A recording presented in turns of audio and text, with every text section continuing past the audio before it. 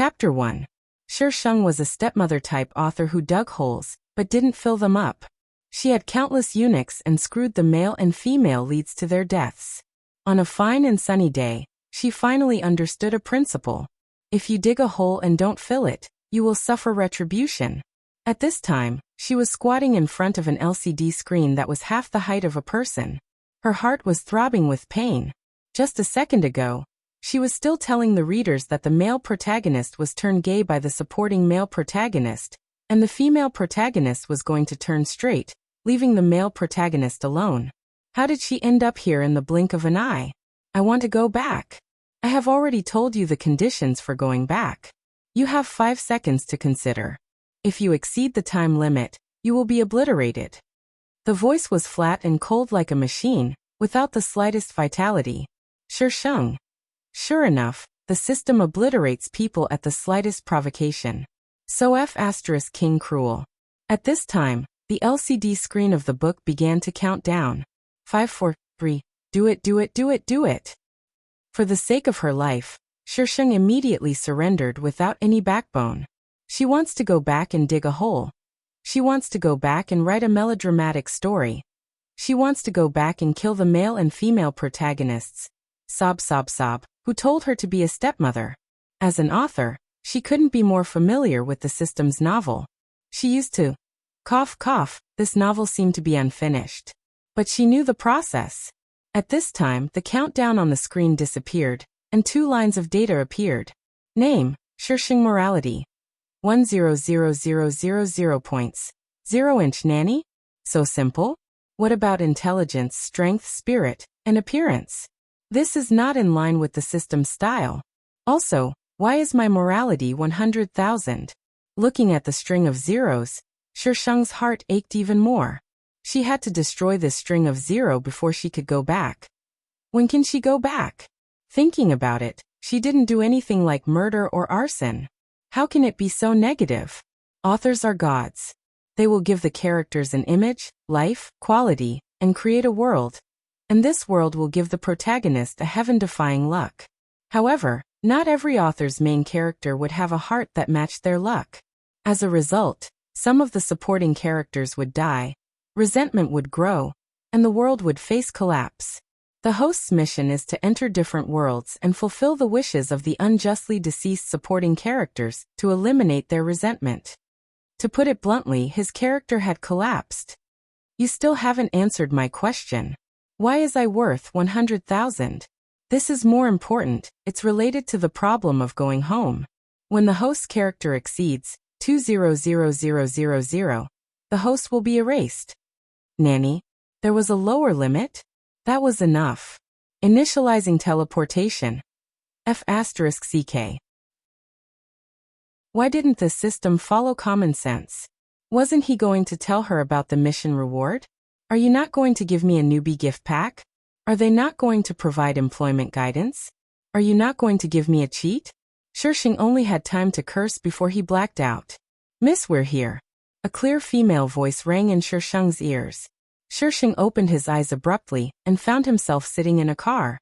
The door next to him was open, and a woman was standing outside the car, bending over and looking at him. Sheng was speechless. That stupid system didn't even explain clearly before throwing him out. F***CK. Miss, are you not feeling well? The woman saw that Sheng didn't look well, and suddenly became nervous. Do you want to rest in the car for a while? There's still some time before the banquet starts. Okay. Calm down, calm down. I'm probably using someone else's body now. The woman's words gave Sheng a chance to receive the plot and the memories of this body. The woman closed the car door and sat back in the passenger seat. Sheng quickly closed his eyes to receive the plot. Do you want to receive the plot and memories? Yes/no. The cold electronic voice of the system kept refreshing Sheng's mind. Sheng took a deep breath and said yes in his mind. Plot transfer. Sheng's head felt heavy and painful, as if it was stuffed with iron. Countless scenes flashed through his mind. She gritted her teeth to prevent herself from making any noise, so as not to attract the attention of the person in front. The original owner was called Su Qingyue, and was a rich second generation. Her family doted on her, and when she just entered university, she got engaged to Nangong Jing. The Su family's wealth naturally couldn't be compared to the Nangong family. The reason why she could get engaged to Nangong Jing was because of the promise made by the older generation. However, Nangong Jing didn't like her as his fiancée, so he treated Su Qingyue coldly. Su Qingyue, on the other hand, truly liked Nangong Jing. Even though she had been rejected many times, she did not lose heart. Her pride as a rich girl was completely hidden away in front of this man. She remembered every single one of Nangong Jing's likes and dislikes, and every single word he said.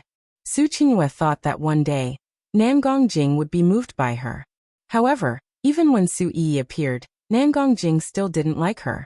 Nangong Jing, who was always cold in front of her, would treat Su Yi gently and considerately. Su Qingyue couldn't accept this and appeared in front of Su Yi as his fiancée, warning her to stay away from Nangong Jing. When Su Yi found out that Nangong Jing had a fiancé, she really kept her distance from him. Nangong Jing knew that it was because Su Qingyue went to find Su Yi, causing Su Yi to hold a grudge against him. He wanted to break off the engagement with Su Qingyue. Su Qingyue naturally refused. She cried and threw a tantrum, but she couldn't change Nangong Jing's decision to break off the engagement. As for Su Yi, she had also been coaxed back by Nangong Jing and continued to be with him. Faced with Su Qingyue's questioning, Su Yi always acted like a little white flower who had been wronged and expressed that she would leave Nangong Jing. However, after saying these words, there was no result. The two of them only became more brazen in their public displays of affection. Su Qingyue couldn't take it anymore, and exposed Su Yi in front of Nangong Jing's parents. Su Yi was only a child from an ordinary working family, so Nangong Jing's parents naturally didn't agree. Nangong Jing had already reached his limit with Su Qingyue's pestering, and because she exposed Su Yi in front of Nangong Jing's parents, he directly made a move against the Su family. The Su family was facing bankruptcy, and with Nangong Jing's instructions, no one dared to help the Su family, and some even hit them when they were down. Father Su and Mother Su both died in a car accident, and the Su family's mess fell on Su Qingyue's shoulders. She was a pampered rich young lady who had never experienced any hardships. It was easier said than done for her to support the ruined Su family in a short period of time. Su Qingyue went to ask Nangong Jing for help, but she didn't even get to see his face. Instead, she saw Su Yi. Su Qingyue was sad and in a daze. She lost her balance and bumped into Su Yi, causing her to fall down the ladder. Who knew that Su Yi was pregnant, and because of her bump, Su Yi had a miscarriage. Nangong Jing was furious and his last bit of face was ground to dust. The Su family was completely ruined, and Su Qingyue was humiliated to death by the people who came to ask for money. Only when she died did Su Qingyue realize that she had fallen into this state, because she had taken a liking to Nangong Jing. If she had left earlier, the Su family wouldn't have gone bankrupt, Father Su and Mother Su wouldn't have gotten into a car accident, and she wouldn't have ended up in such a state. Asterisk, lightning avoidance. If you like it, then look at it. If you don't like it, then don't look at it. It's a very simple matter. Please don't pick on my character settings, I make the decisions.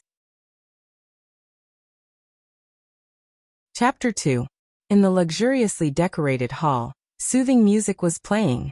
Meticulously dressed handsome men and beautiful women stood in groups of twos and threes as they chatted. Shisheng sat in the corner, his expression calm without the slightest bit of discomfort. This banquet was Madame Nangong's birthday banquet, and it was also the day that the original owner reported Su Yi to Nangong Jing's parents.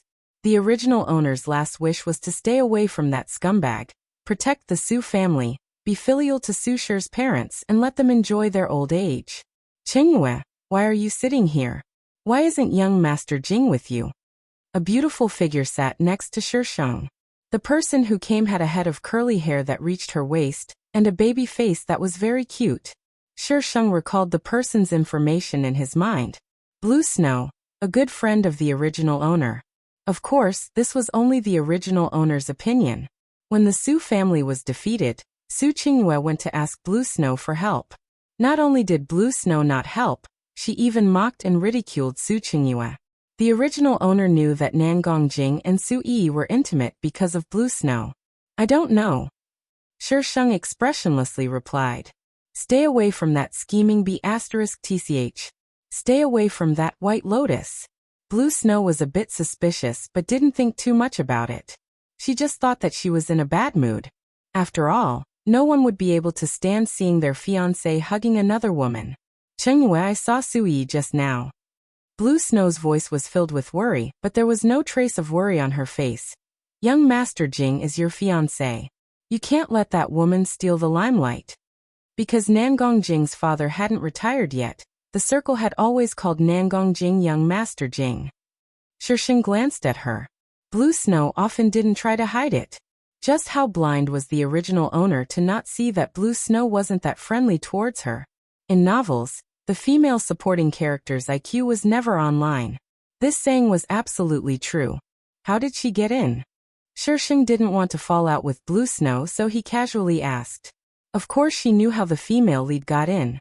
In every novel, other than the male lead, there were also many tall and lofty male supporting characters who loved each other deeply.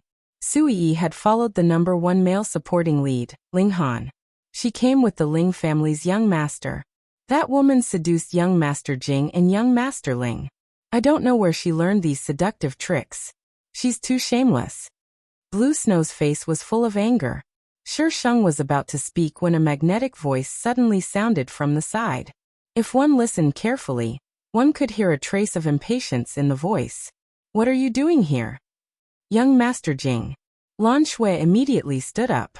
She felt uneasy. Young Master Jing probably didn't hear what she said just now, right?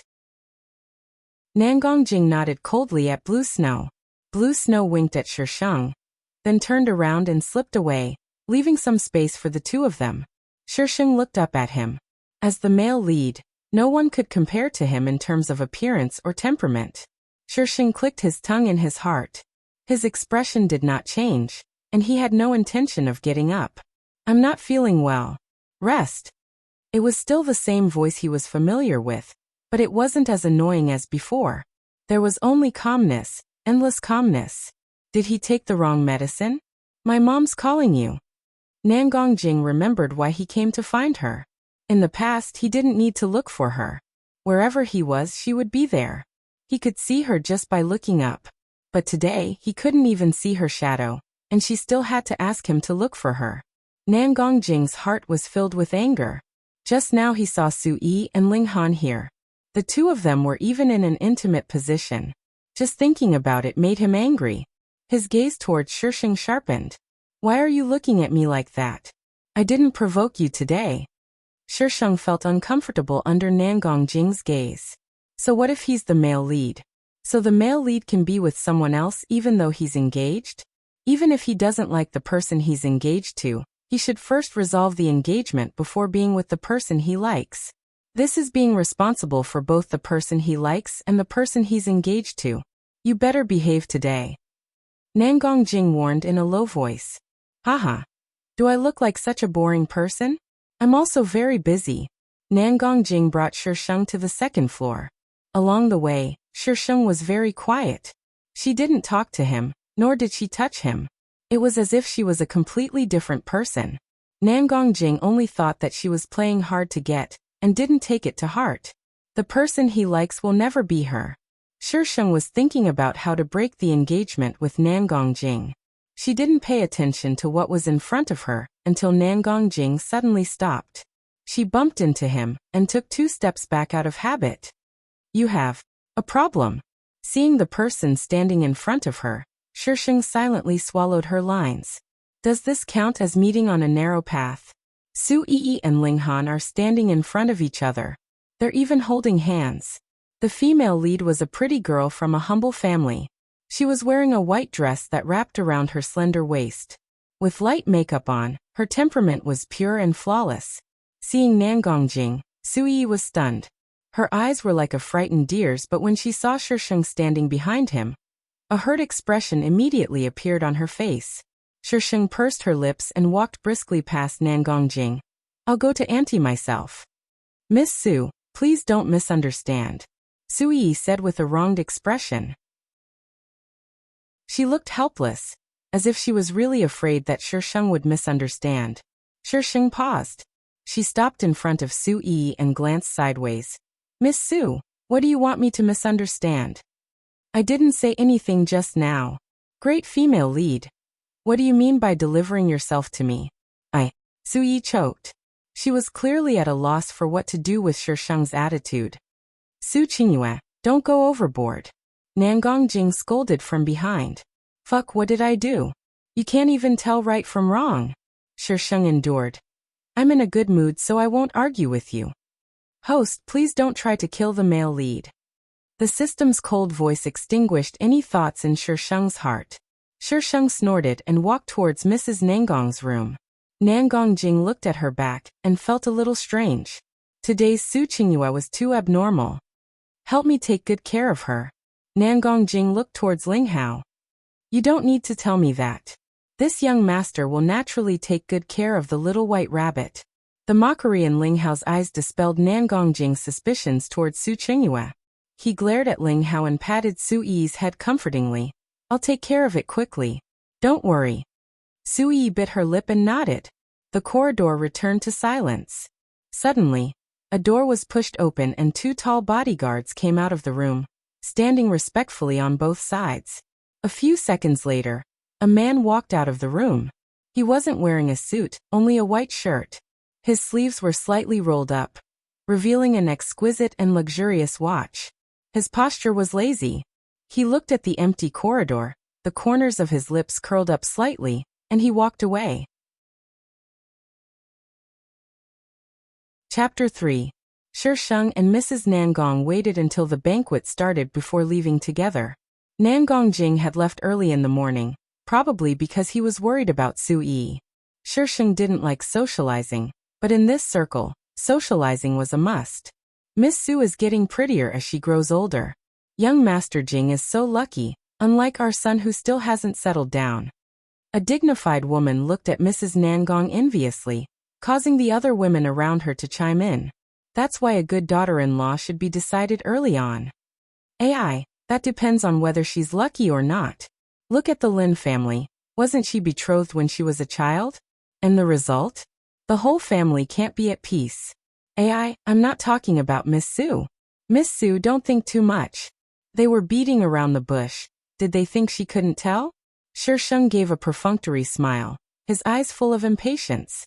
If she hadn't woken up to find the car outside, she definitely wouldn't have come in. 3 women make a show. This group of women, how many shows do they have to put on? Auntie, my father is here. I'll go over for a bit. Shisheng saw Father Su and immediately found an excuse to slip away. These people were rich and powerful. They had everything. Their only entertainment was to compete. Compete with their fathers, husbands, and children. It was as if winning meant they were better than others. Papa. Shisheng walked over to Papa Su and greeted him warmly. You're here so early. Why aren't you with Jing? Father Su looked behind her and didn't see Nangong Jing, so he couldn't help but be puzzled. And he has something to do. Shisheng's smile became more sincere. Why isn't Mother here?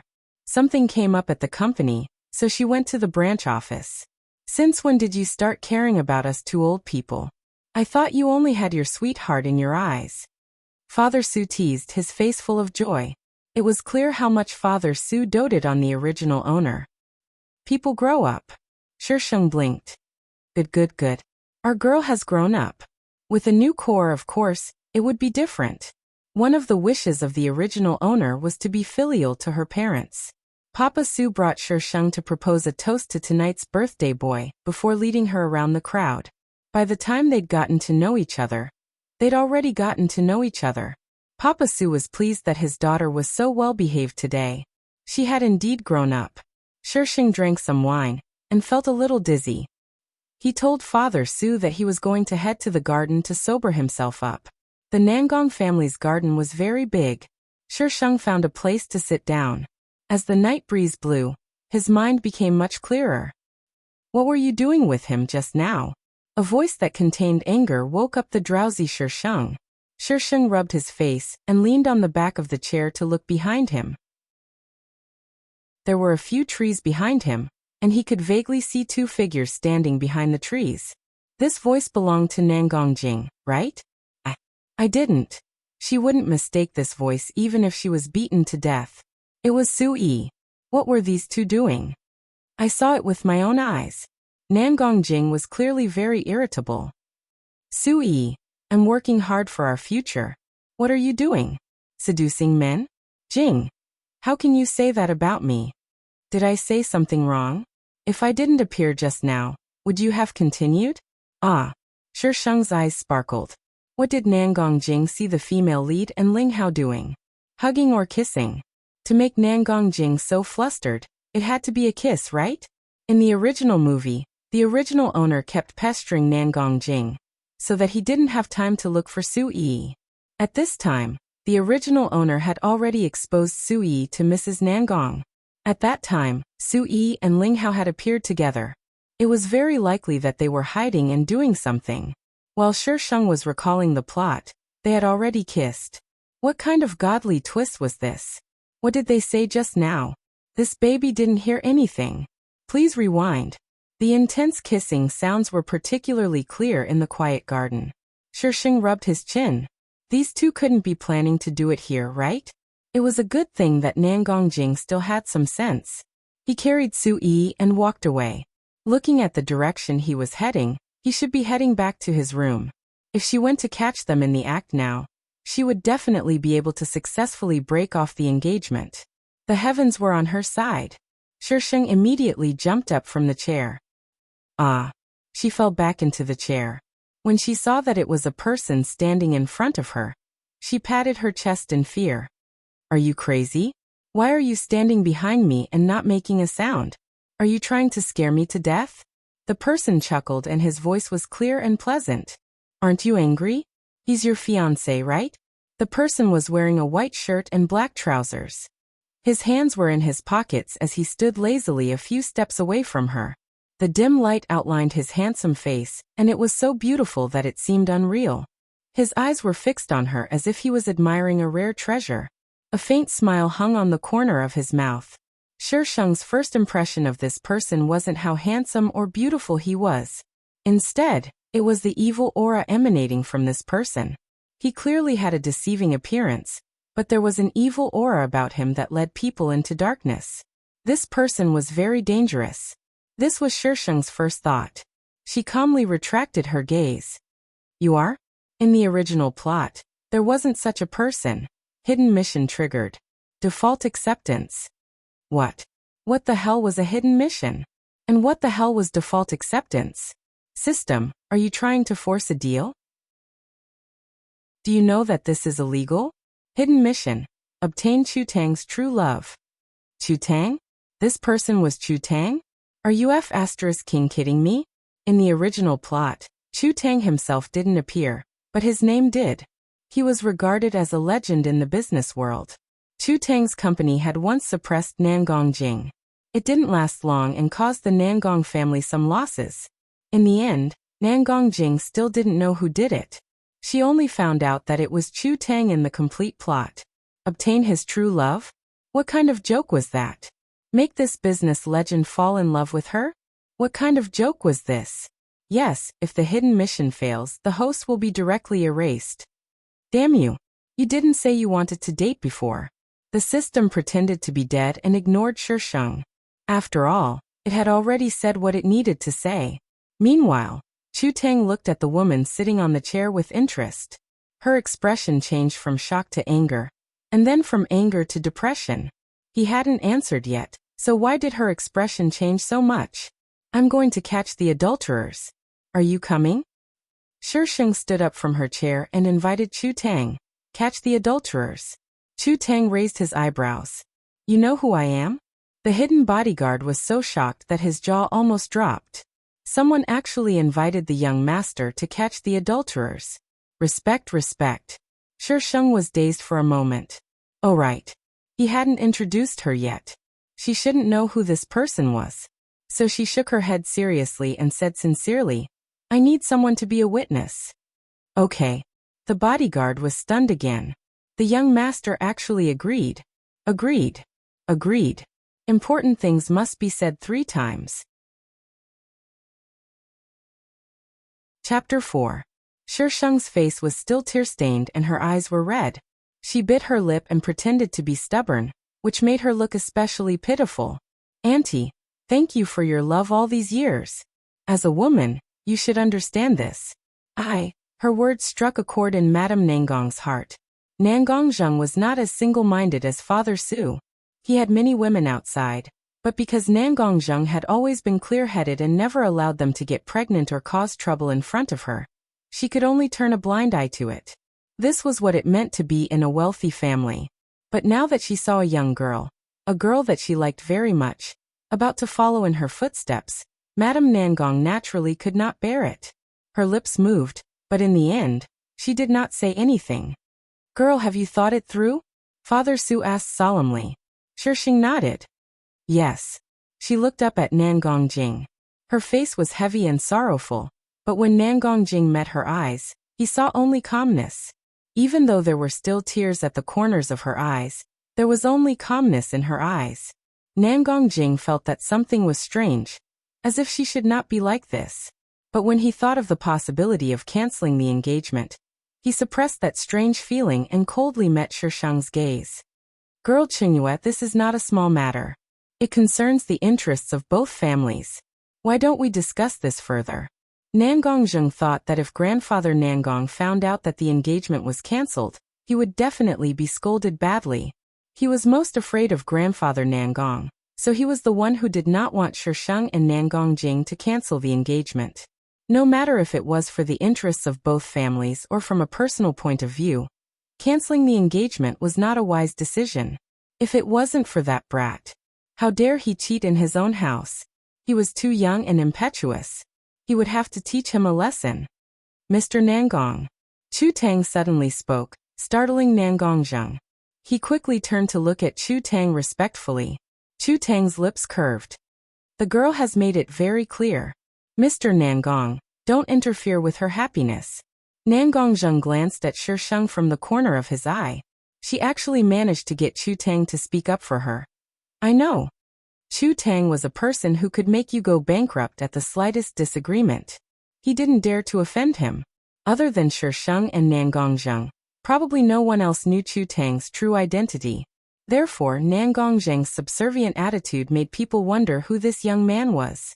But no one dared to ask. Breaking off the engagement required a press conference, so Nangongzheng temporarily postponed it to 3 days later. 3 days was more than enough time for any unforeseen events to occur. Before Chu Tang left, he gave Shishang a business card. It was a black card with silver embroidery. It was low-key and luxurious, but it was extremely noble. There was only Chu Tang's name and a string of numbers. It was obviously a private number. When Shishang got into the car, Papa Su glanced at him curiously. In the end, he couldn't help but ask curiously, "Little girl, that man." To be able to make Nangongzheng so respectful, he really couldn't think of who that person was. Chu Tang. Shishang pointed the business card at Papa Su. The two words Chu Tang were especially clear in Papa Su's eyes. Papa Su thought about it a few times in his head. Finally, he matched up with the business legend who only showed a blurry side profile. Chu Tang, that Chu Tang? Shishang nodded. Yes, you guessed right. It's that Chu Tang. Then, Shishang ignored Papa Su's inner turmoil and calmly entered the number on the business card into his phone. At least that pervert's impression of him wasn't too bad. It shouldn't be too hard to win him over. It was only when they got home that Papa Su came back to his senses. Little girl, you didn't break off the engagement with that Nangong brat because of him, did you? Papa Su's train of thought was very strange. Shishang's mouth twitched. Was this really her father? Seeing Shishang's sour expression, Papa Su thought he had said something wrong. Don't be sad, little girl. It's that Nangong brat who is unlucky. Chu Tang is a good man. Let's get him. Father, you're awesome. If Chu Tang was so easy to get, then all the women in this world could only buy a block of tofu and smash themselves to death. Shishang shook his head, too lazy to pay attention to this father of his who had such a strange train of thought. Now that the engagement had been broken, the first task had been completed, to distance herself from that scumbag. However, if I could step on him a few more times, this baby would be very happy to do so.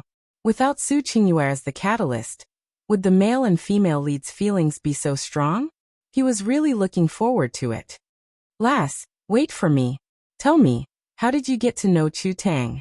He actually gave you his private number. Does he like you? Little girl, work harder and get Chu Tang. Make that Nangong brat regret it to death. Hashtag my father's train of thought is very strange.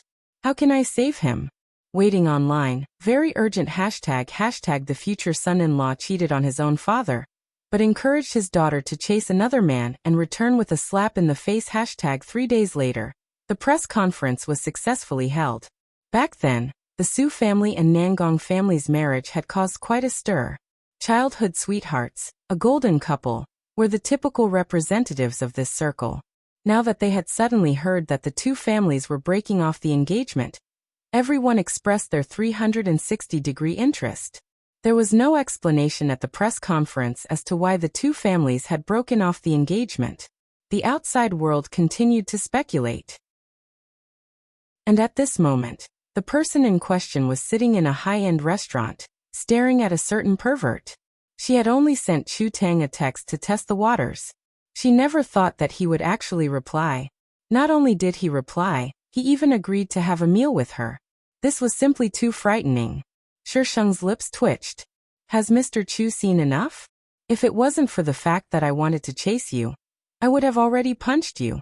They had been in here for almost half an hour, and Chu Tang had just stared at her, causing her scalp to go numb and her entire body to stiffen. You just broke off your engagement and now you want to go on a date with me. Miss Su, are you not afraid that the media will spread rumors? Chu Tang's evil gaze swept over Shisheng's face, carrying a hint of playfulness and ridicule. Shisheng's left hand pressed down on his right hand. Hold it in. You can't hit him. That's your future partner. Shisheng's face was stern. I'm just thanking Mr. Chu for speaking up for me that day. But I feel like you. Chu Tang paused, his clear voice rising.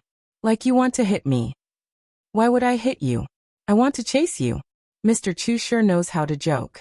Shisheng stretched his stiff muscles and revealed an ugly smile. He changed the topic very abruptly. Mr. Chu, aren't you hungry? Why don't we eat first? After sitting here for half an hour, the waiter next to them had already changed his expression a few times. Most importantly, she hadn't eaten much in the afternoon, and it was almost 7 o'clock. She was so hungry that her chest was sticking to her back. I'm not hungry. Asterisk flips table asterisk, are you even a man? Can't you see that I's hungry? Chu Tang's voice continued. I had afternoon tea when I came out. Damn you. You're having afternoon tea when you're on a date with I. How inhumane. Looking at the woman across from him gnashing her teeth, Chu Tang was inexplicably pleased. His eyebrows curved and the evil aura around him seemed to have been retracted. At this moment, Chu Tang was like an angel that had fallen into the mortal world. Shisheng was disgusted by this word and decided to eat something to calm his nerves. Chapter 5. Chu Tang didn't speak during the meal. His posture was noble and his movements were elegant. Watching him eat was a pleasure. With a beauty in front of him, Shisheng's appetite improved. His stomach was bulging. Chu Tang watched as Shisheng rubbed her stomach, and his lips couldn't help but curve up a bit. I'm very curious. Did Chairman Su mistreat Miss Su? Shisheng paused. Was he saying she ate a lot? Seeing Mr. Chu increases my appetite, Shisheng replied with a smile. Chu Tang was stunned. Was he being flirted with? 2 hours ago, this girl looked like he was going to eat her up. 2 hours later, she dared to flirt with him. She was quite bold. After eating and drinking to her heart's content, Shisheng's courage had grown by quite a bit. Oh no, she had always been bold. It was just that she wasn't used to interacting with Chu Tang. It was like a hot drink and a cold one. The combination of the two required a certain amount of time. Mr. Chu, do you have an appointment tonight? What? Miss Su wants to meet me. Chu Tang chuckled. My appearance fee is very expensive. Are you sure Miss Su can afford it? If I can't afford it, I can pay with my body.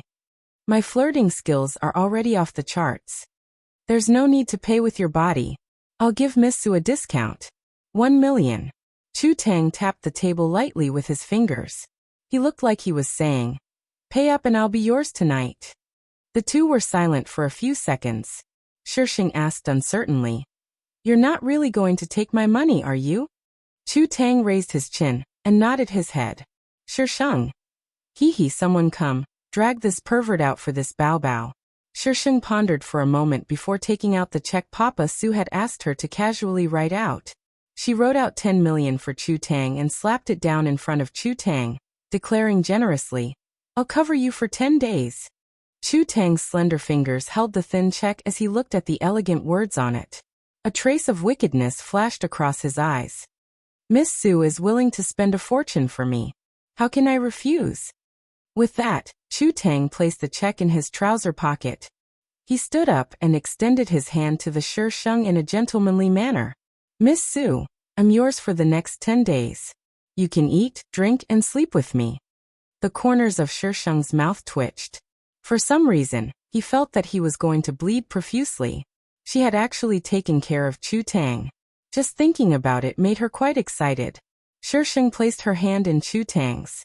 His hand was a little cold, but it was very dry. Her hand was quite compatible with his. The two of them walked towards the door. Just as they were about to reach the door, they were stopped. "Sir, you haven't paid the bill yet." The waiter's tone was very gentle, but there was some doubt in his eyes. These two people didn't seem like they couldn't pay the bill, so why didn't they pay the bill? They must have forgotten. The waiter was trying to hypnotize himself. After all, the two of them were so handsome and beautiful. Their looks were enough to make people find excuses for them. Shisheng tightened his grip on Chu Tang's hand. This was so embarrassing. Chu Tang stood there as if it had nothing to do with him. His gaze shifted slightly and landed on Shisheng. Shisheng accepted his fate and handed his card to the waiter. "Sorry, I forgot." The waiter was overjoyed. He knew that they had forgotten. How could such a good-looking person not pay the bill? After they walked out of the door, Shisheng pushed Chu Tang away and pointed at him. His chest heaved a few times, but he didn't say anything in the end. This guy must have done it on purpose. He purposely didn't remind her to pay the bill. "Since I wanted to hit on you, I won't argue with you. But you better not do it in I's hands." The two of them stood at the door. Shisheng looked at Chu Tang, and Chu Tang looked at her. It was a romantic scene. Romantic my ass. "Mr. Chu, where's your car?" Were they just standing there for people to watch? "Miss Su kept me, so I asked the driver to go back," Chu Tang said matter-of-factly. Shisheng was speechless. So how were they going to leave now? She had asked Father Su's driver to send her home. She didn't even drive. Why was a legend in the business world able to adapt so well to being kept as a mistress? "Director, did you give them the wrong script?" Shisheng didn't have any cash on him, and Chu Tang didn't even have any money on him. They couldn't swipe their card, and there wasn't a place nearby where they could withdraw money.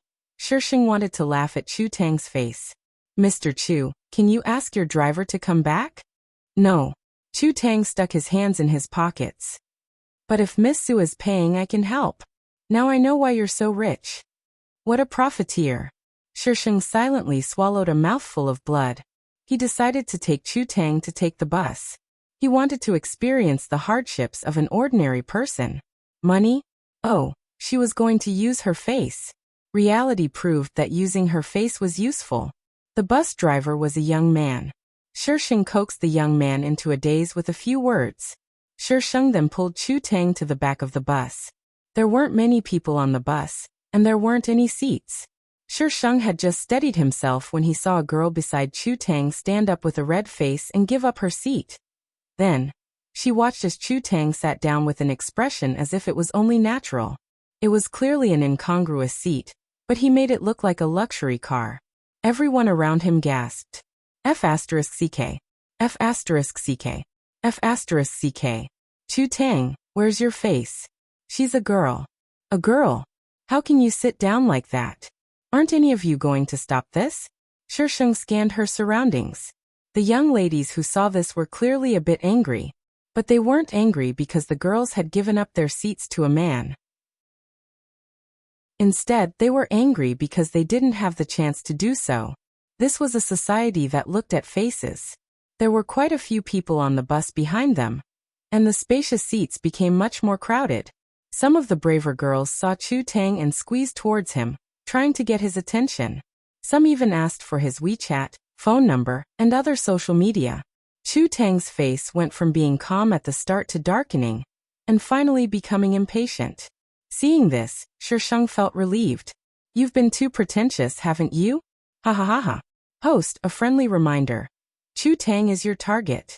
Shisheng had been secretly laughing in her heart when she was startled awake by this cold voice. She rubbed her cheeks and pushed aside the other girls to stand in front of Chu Tang, blocking the wolf-like gazes of the other girls.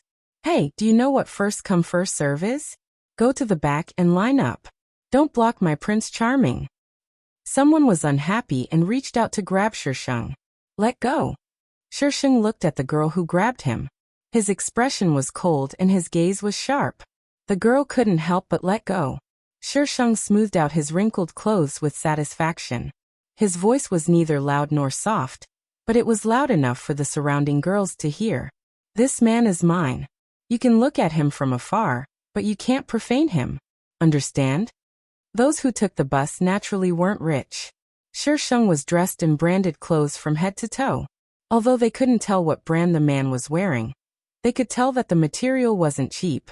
On top of that, his looks and aura made him look like a young master of a wealthy family. The girls became more reserved, but only in their actions. Their gazes weren't reserved at all. If gazes could seduce people, Chu Tang would have been seduced countless times. Shisheng's back was facing Chu Tang, so his expression couldn't be seen. However, from the aura he was exuding, he was in a good mood. Shisheng lowered his head and rolled his eyes. Why was it so hard to chase someone? Chapter 6. It was definitely Chu Tang's first time taking the bus. When he got off the bus, he was extremely uncomfortable, but in order to maintain his image, young Master Chu forced himself to continue acting cool. Shisheng didn't mock him, but he didn't pity him either. Who told him to call the driver away? Calling him back and charging him money? Why didn't he care about money? Shisheng took Chu Tang for a walk in the park before walking home. The two were so close that even the system couldn't stand it anymore. It didn't find it strange that they were fighting. The system could already foresee the scene of the hidden mission failing. Shisheng was almost home, but Chu Tang had no intention of leaving. Mr. Chu, aren't you going back? Chu Tang put his hands in his pockets and walked towards the villa. I belong to Miss Su now. Of course I have to go home with her. Go home? Shisheng's mouth twitched. Was there something wrong with Chu Tang's brain? Regardless of whether there was something wrong with Chu Tang's brain, Chu Tang still followed Shisheng home. Father Su was still awake and was sitting on the sofa watching a family drama when he saw Shisheng and an unfamiliar man enter. He was stunned for a moment before jumping up and shouting, "Girl, you actually brought a man home." After shouting, he finally saw Chu Tang's face. Oh, wasn't this the man from the other day? Chu Tang. Father Su's eyes lit up. He was so excited that he didn't know what to do. Mr. Chu. Chu Tang smiled. Chairman Su, sorry to disturb you. Not at all, not at all. It's an honor to have Mr. Chu here. Please sit. What are you waiting for? Go make some tea. Shisheng. You were just yelling at me to bring a man home. You betrayed me in the blink of an eye. Is this your own father? When Shisheng came out with the tea, Father Su was already chatting with Chu Tang. When Shisheng came back down after changing, Father Su no longer called him Mr. Chu. He called him Little Chu. And Little Chu bought Chu Tang actually responded. He responded. What happened when she changed her clothes? Had the friendship between the two of them reached a new level? It was too late, and Papa Su couldn't chat with Chu Tang for too long. He urged the Shisheng to prepare a room for Chu Tang, as if he wanted to wrap her up and stuff her under Chu Tang's blanket. Even if his thigh was thick, there was no need to sell his daughter for glory, right? Girl, you can do it. Daddy has faith in you. Papa Su gave Shisheng a cheering gesture. Shisheng. Hashtag my father's brain is a little hard to understand. Hashtag. Shisheng followed Chu Tang into the guest room. Please don't mind my dad's words. If he's wrong, I'll apologize on his behalf. She had no idea what the two of them were talking about, but she had a feeling that it wasn't anything good. Miss Su, you worry too much. Chu Tang reached out to unbutton his shirt and asked seriously. Miss Sue, are you still not leaving? Do you want me to sleep with you? Sleep with your grandpa. Shisheng left the room and slammed the door shut.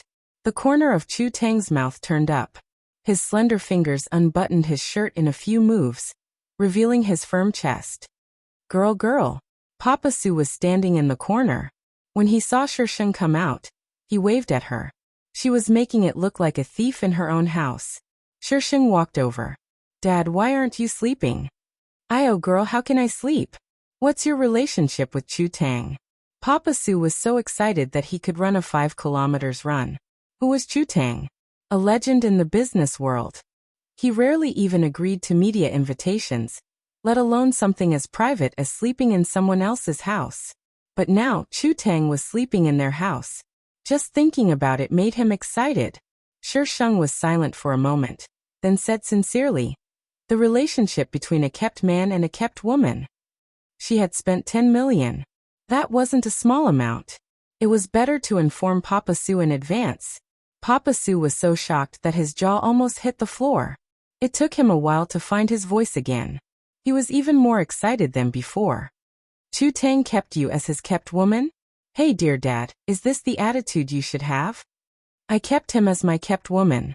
Shisheng waved her hand weakly. Dad, go to sleep. It's a long story. I'll tell you when I have time. Don't worry, I'll definitely get Chu Tang. She didn't forget to comfort Papa Sue, so that he wouldn't drag her down. Before Papa Sue could digest the fact that Chu Tang was a kept woman, Shisheng wisely slipped back to her room. In the end, when she woke up the next day, she saw a check stuffed through the crack in the door. Having a prodigal father was a mysterious experience. Shisheng stood at the door in a daze, holding the check. The door opposite opened and Chu Tang came out, dressed neatly. Seeing the check in Shisheng's hand, he raised his eyebrows. Miss Sue, do you want to renew the contract? Renew the contract. Is that how you use the word? Chu Tang glanced at the amount on the check, then took the thin check from Shisheng's hand. Since Miss Sue wants to keep me as your kept woman, I won't let you down. I'll accept it without hesitation. The contract will be extended to 1 month. You. Who said anything about renewing the contract? I'm hungry. Chu Tang quickly put the check in his pocket. Shisheng. I've seen shameless hooligans before, but I've never seen such a high-quality man rushing to be kept. Shisheng considered the possibility of snatching the check back, but could only give up in the end. That's fine too. After all, he'll have plenty of time to improve his favorability. When she went downstairs, Chu Tang and Shisheng were walking in tandem. Papa Sue was sitting at the dining table, his eyes darting between Shisheng and Chu Tang. Good morning, Dad. Shisheng took the opportunity to sit down. Chu Tang stood next to her and looked at her. Shisheng's mouth twitched, and she lifted her but to let Chu Tang sit. F***ck, this is a master bot with money. System, are you sure you can conquer this kind of person? Host, please treat him with sincerity. If you don't give your heart, how can others give their heart to you? When it came to answering questions, the system didn't hold back at all. Nonsense. Where would I get so much sincerity from? Not to mention that this kind of mission wouldn't appear in the future. If I fell in love with every single one of them, I wouldn't even need to go home. I'd have a nervous breakdown first.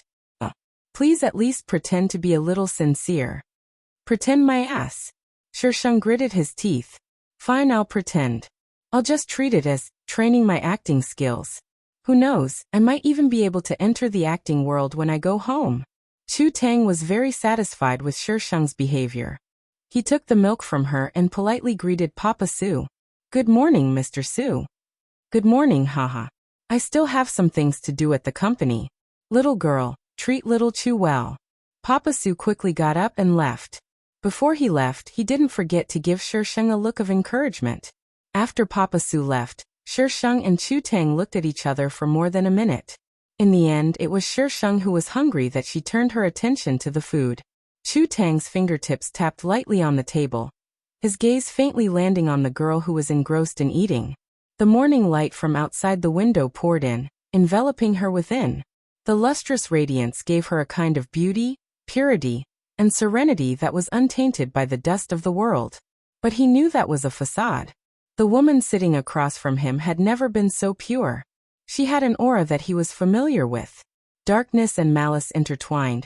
Perhaps this was a special connection between the same kind, just like how Shisheng could see through him at a glance. Chu Tang didn't stay for long. His assistant came to pick him up after Papa Su left. The assistant and Chu Tang walked out of the Su family's front door. The assistant dutifully asked, "Young master, do you need me to investigate the Su family?" The assistant asked this because he needed to investigate the 18 generations of ancestors of the people who had appeared by Chu Tang's side. No need. The assistant was surprised. He turned to look at the Su family's front door. Was Miss Su different in young master's heart? Chapter 7. When Chu Tang left, he left the 2 checks behind. Shisheng took the checks. Did she just provide for Chu Tang for a day with nothing? I've made a profit. Shisheng didn't really want to provide for Chu Tang in the first place. With his family's wealth, she couldn't afford it even if she went bankrupt. However, Shisheng despised Chu Tang for going back on his word. In order to comply with the system, Shisheng sent Chu Tang concerned messages at regular intervals. Chu Tang didn't reply most of the time, but if he couldn't stand Shisheng's harassment, he would mercifully reply with a few words. Don't court death. Yes, it was just 3 short words. Father Su cut off his cooperation with the Nangong family. Perhaps it was to compensate them, but the Nangong family didn't say anything. They didn't even ask for compensation. Without the original owner's death courting, Nangong Jing had no reason to make a move against the Su family. Thus, Shisheng wasn't in a hurry. She definitely wouldn't let Nangong Jing off. After Mother Su finished dealing with the branch company, she hurriedly rushed back. Mother Su was a strong woman, but in front of Father Su, she immediately turned into a good wife and mother. She didn't show any of her strength. Shisheng enjoyed spending time with them. They were like a family. However, Mother Su and Father Su both agreed that Shisheng should provide for Chu Tang. Shisheng felt tired. Their family's wealth wasn't enough to provide for Chu Tang. Then, she realized that her parents had started working hard to earn money. Papa Su was actually very capable, but what he wanted was for his family to prosper. Mama Su and his daughter were his favorites, and most of his time was spent at home. Now that their daughter could provide for a man, these 2 clowns' parents were working hard. If the original owner hadn't been half dead and distracted Father Su and Mother Su, perhaps the Su family wouldn't have ended up like that. Thus, people in the circle discovered that the Su group was making money as if they were on steroids. Everyone in the company was happy.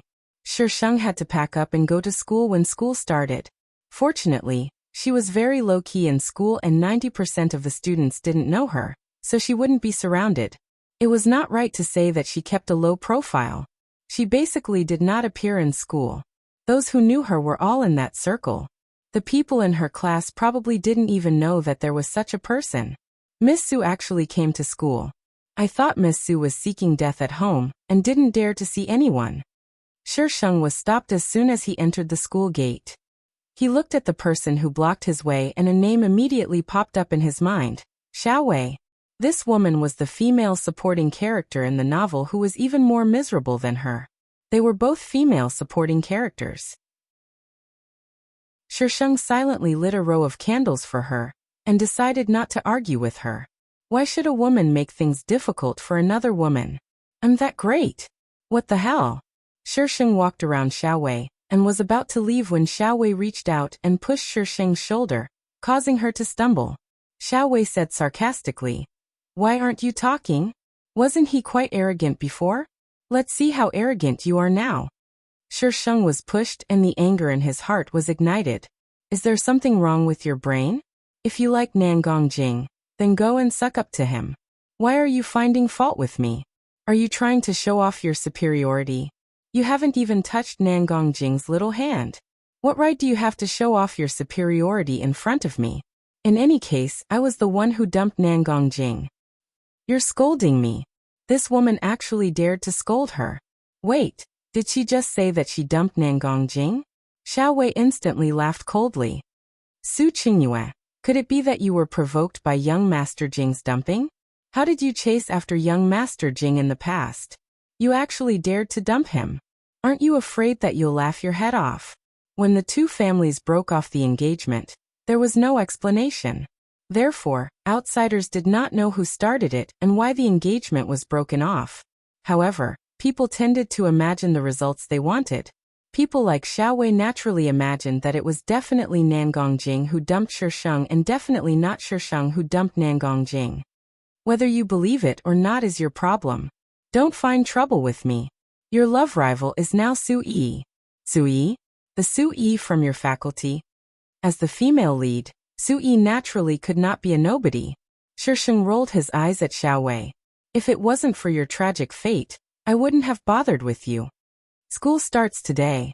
If you don't believe me, you can go to Su Yi's dormitory and wait. See if it was Nan Gongjing who sent her here.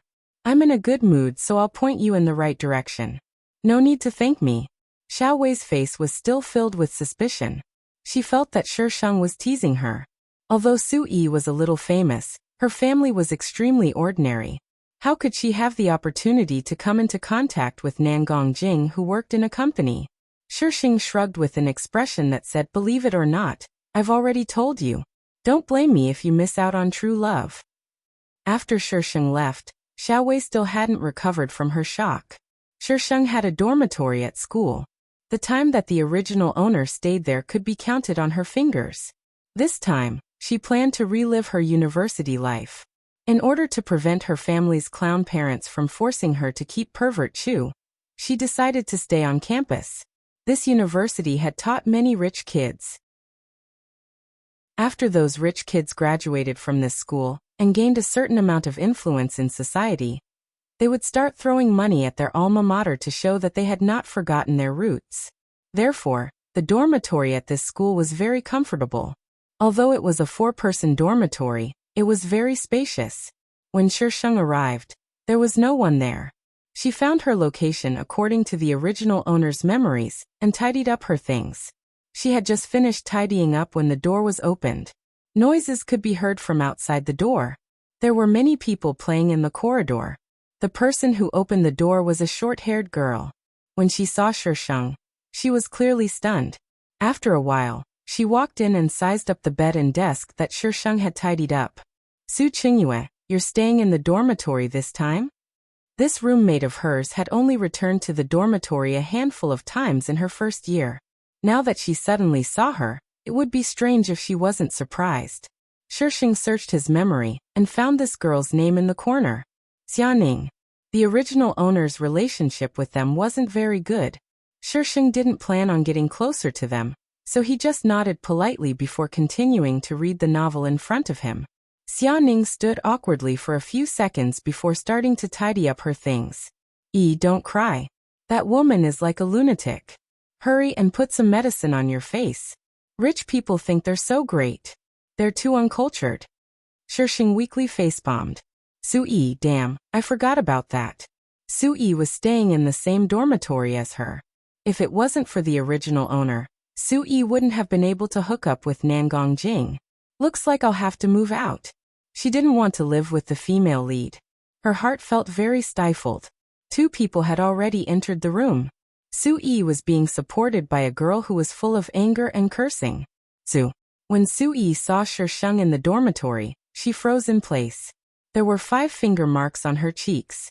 It was obvious that she had been hit. What happened to you? Xianing worriedly went over. The girl supporting Su Yi immediately said, it's all because of that Xiao Wei. She randomly ran out and slapped Yi. The girl angrily recounted the incident. Chapter 8. Although Xiao Wei didn't believe Shisheng's words, a woman's curiosity and paranoia went hand in hand, so she still came to the dormitory. She happened to see Su Yi getting out of Nan Gongjing's car. As a supporting female lead, she was instantly triggered. After Nan Gongjing left, Xiao Wei directly went up and gave Su Yi a slap. How can she be like this? So what if she's rich? Bullying others? Xianing's face was also filled with anger. In this dormitory, other than Shisheng, the other 3 were all children from ordinary families. Xiao Wei was the beauty of the art department, and everyone knew that her family was rich. However, Su Yi wasn't in the mood to listen to the 2 people beside her. Right now, she only wanted to know why Su Qingyue was in the dormitory. From the looks of it, was she going to stay here? Did she want to take revenge on her? Just as Su Yi's thoughts were running wild, Shi Sheng's phone rang. Seeing the two words Chu Tang, Shi Sheng's face darkened. Every day, she would express her concern and love. When he was happy, he would reply with one word. When he wasn't, he wouldn't even bother with her. Why was he calling her now? The phone rang for about 10 seconds before Shi Sheng picked it up. Go downstairs. Two short and lazy words, followed by the busy tone. Shi Sheng. Damn you. She got up and looked out the window. Sure enough, there was a Porsche parked downstairs. Shi Sheng wouldn't be wrong, it was Chu Tang's car. For the sake of that stupid hidden mission, Shi Sheng resigned himself to fate and walked out of the dormitory with his bag. Doesn't she not live in the dormitory? Why did she suddenly come back? I don't know. She was already here when I arrived. Xiaoning shrugged. The other girl snorted in disdain. I don't know who's keeping her. I've never seen her come back to the dormitory. And she's even wearing branded clothes. Could it be that she was dumped and that's why she came back? Anan, how can you say that about Chen Su Yi whispered.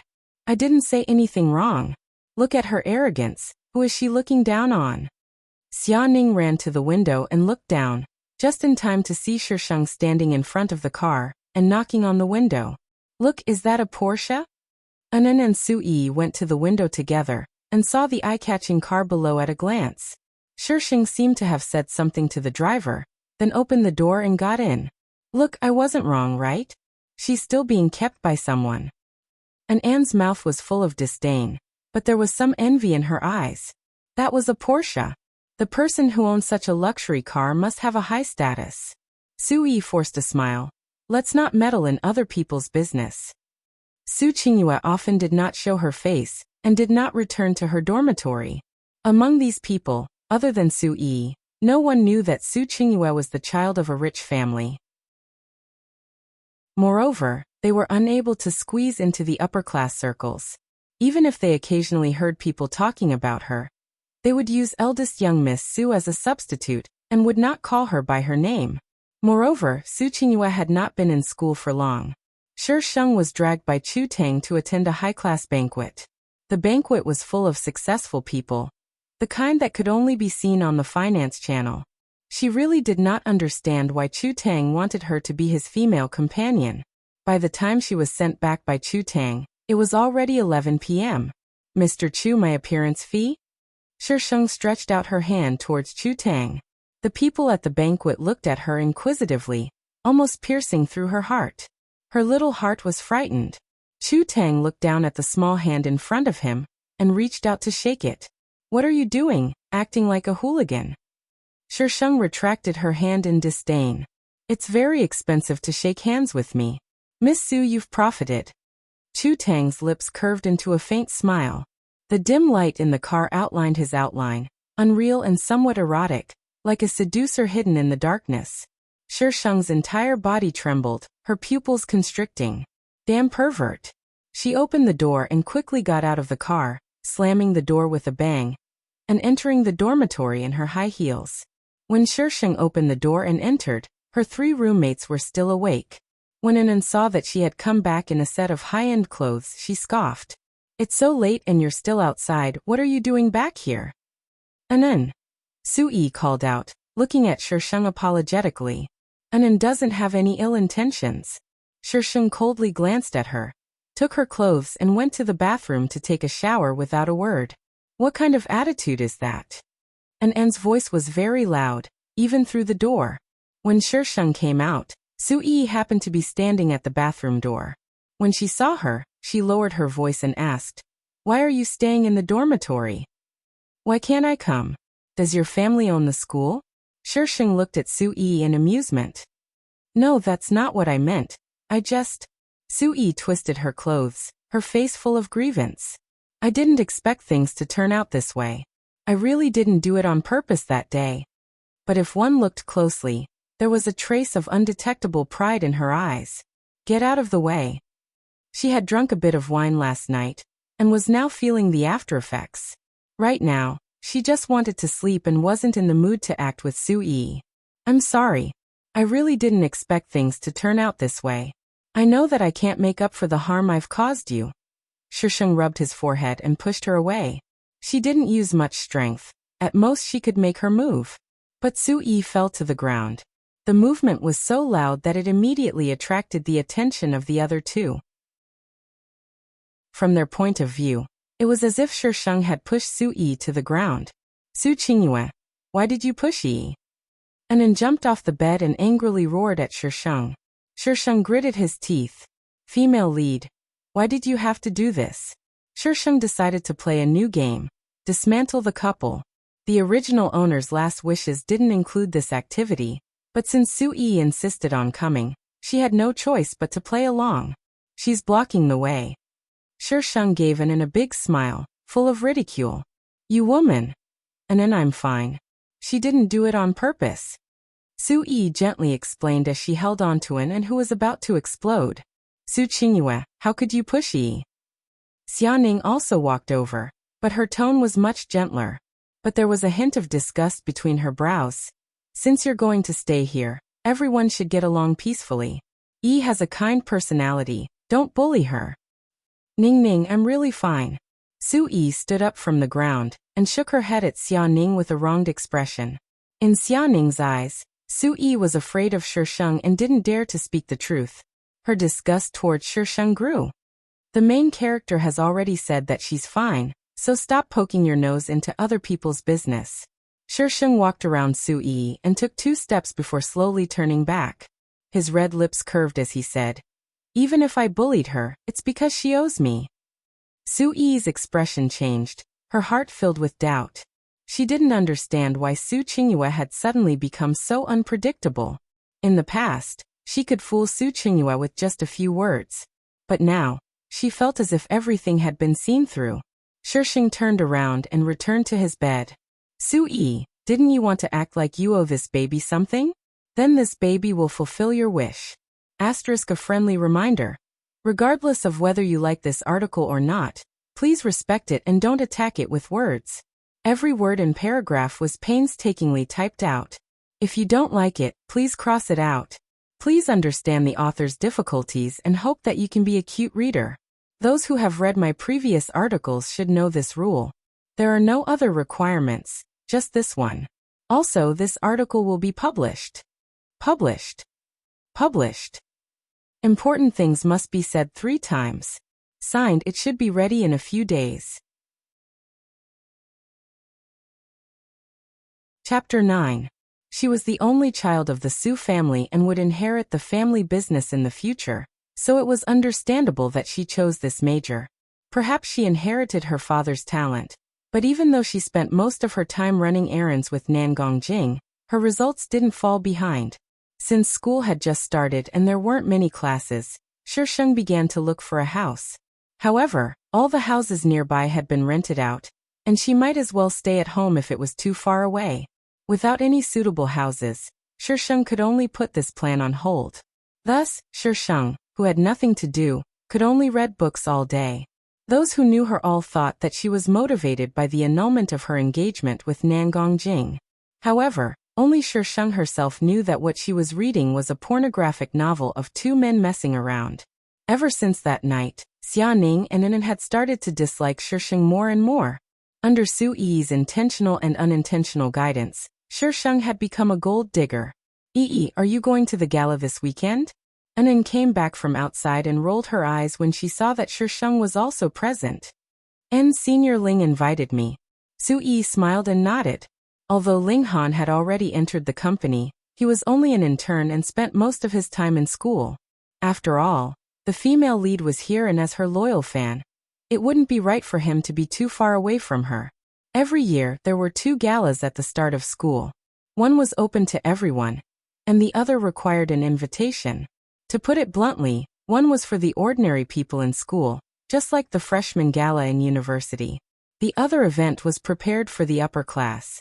Only those who had received an invitation from the student union could participate. Only those who had an invitation could invite one person. So you can go to the West Hall instead of me and Ning Ning? An's eyes were filled with envy and even jealousy. She and Xianing could only go to the South Hall. Sui smiled embarrassedly. Senior Ling invited me, so I couldn't refuse. An waved her hand. Senior Ling is such a good person, you have to hold on tight. I heard that his family background is quite good. Sui's face turned even redder and she squeaked. Female lead. Why are you blushing? Do you still remember that your true love is the male lead? Shisheng silently turned the page of the pornographic book. Your express delivery. Xianing pushed open the bedroom door and entered, placing the box in her hands on Sui's bed. What did you buy? It's such a big box. Sui shook her head innocently. I didn't buy anything. Open it and take a look. An pushed Sui over and Sui had no choice but to open the box in front of them. Oh my god, what a beautiful gown. An exclaimed and rushed to take the gown out of the box. It was mainly white and had a waist-tight style. There was a red pattern embroidered on the hem of the skirt, which was extremely eye-catching. This is a gift from Senior Ling, right?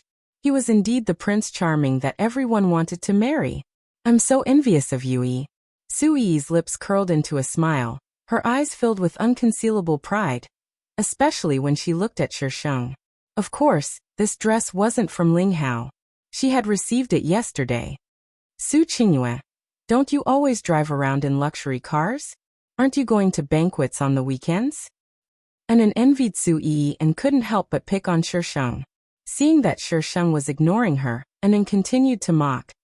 Don't tell me there's no one to take you there? Don't be jealous of R.E. How could someone like you have the right to attend such banquets? An Qingyue will definitely go. Don't spout nonsense. The original owner hadn't attended such banquets in the past 2 years, so Sui wasn't sure if Shisheng had an invitation. That was why she stopped An. TCH, don't use any underhanded methods. May I ask if student Su Qingyue is here? A petite girl knocked on the door and peered into the room. What's the matter? Shisheng got up and walked in front of the girl. The girl sized up Shisheng, probably confirming Shisheng's identity. After confirming, she handed the bag in her hand to Shisheng. This is from Sister Weiwei. Shisheng didn't take it and frowned. Xiao Wei. The girl nodded. She's crazy. Girl. The girl stiffened. I've already given you the item. I'll be leaving first. She placed the bag in front of Shisheng and ran off. Shisheng picked up the bag, and angrily rushed in front of Shisheng, and threw the bag to the ground. You're in cahoots with Xiao Wei. The bag fell to the ground and the item inside was revealed. The style was similar to Sui's, so An directly pulled it out. Other than the model, it was exactly the same as Sui's. Su Qingyue, how did he offend you? Why are you teaming up with Xiao Wei?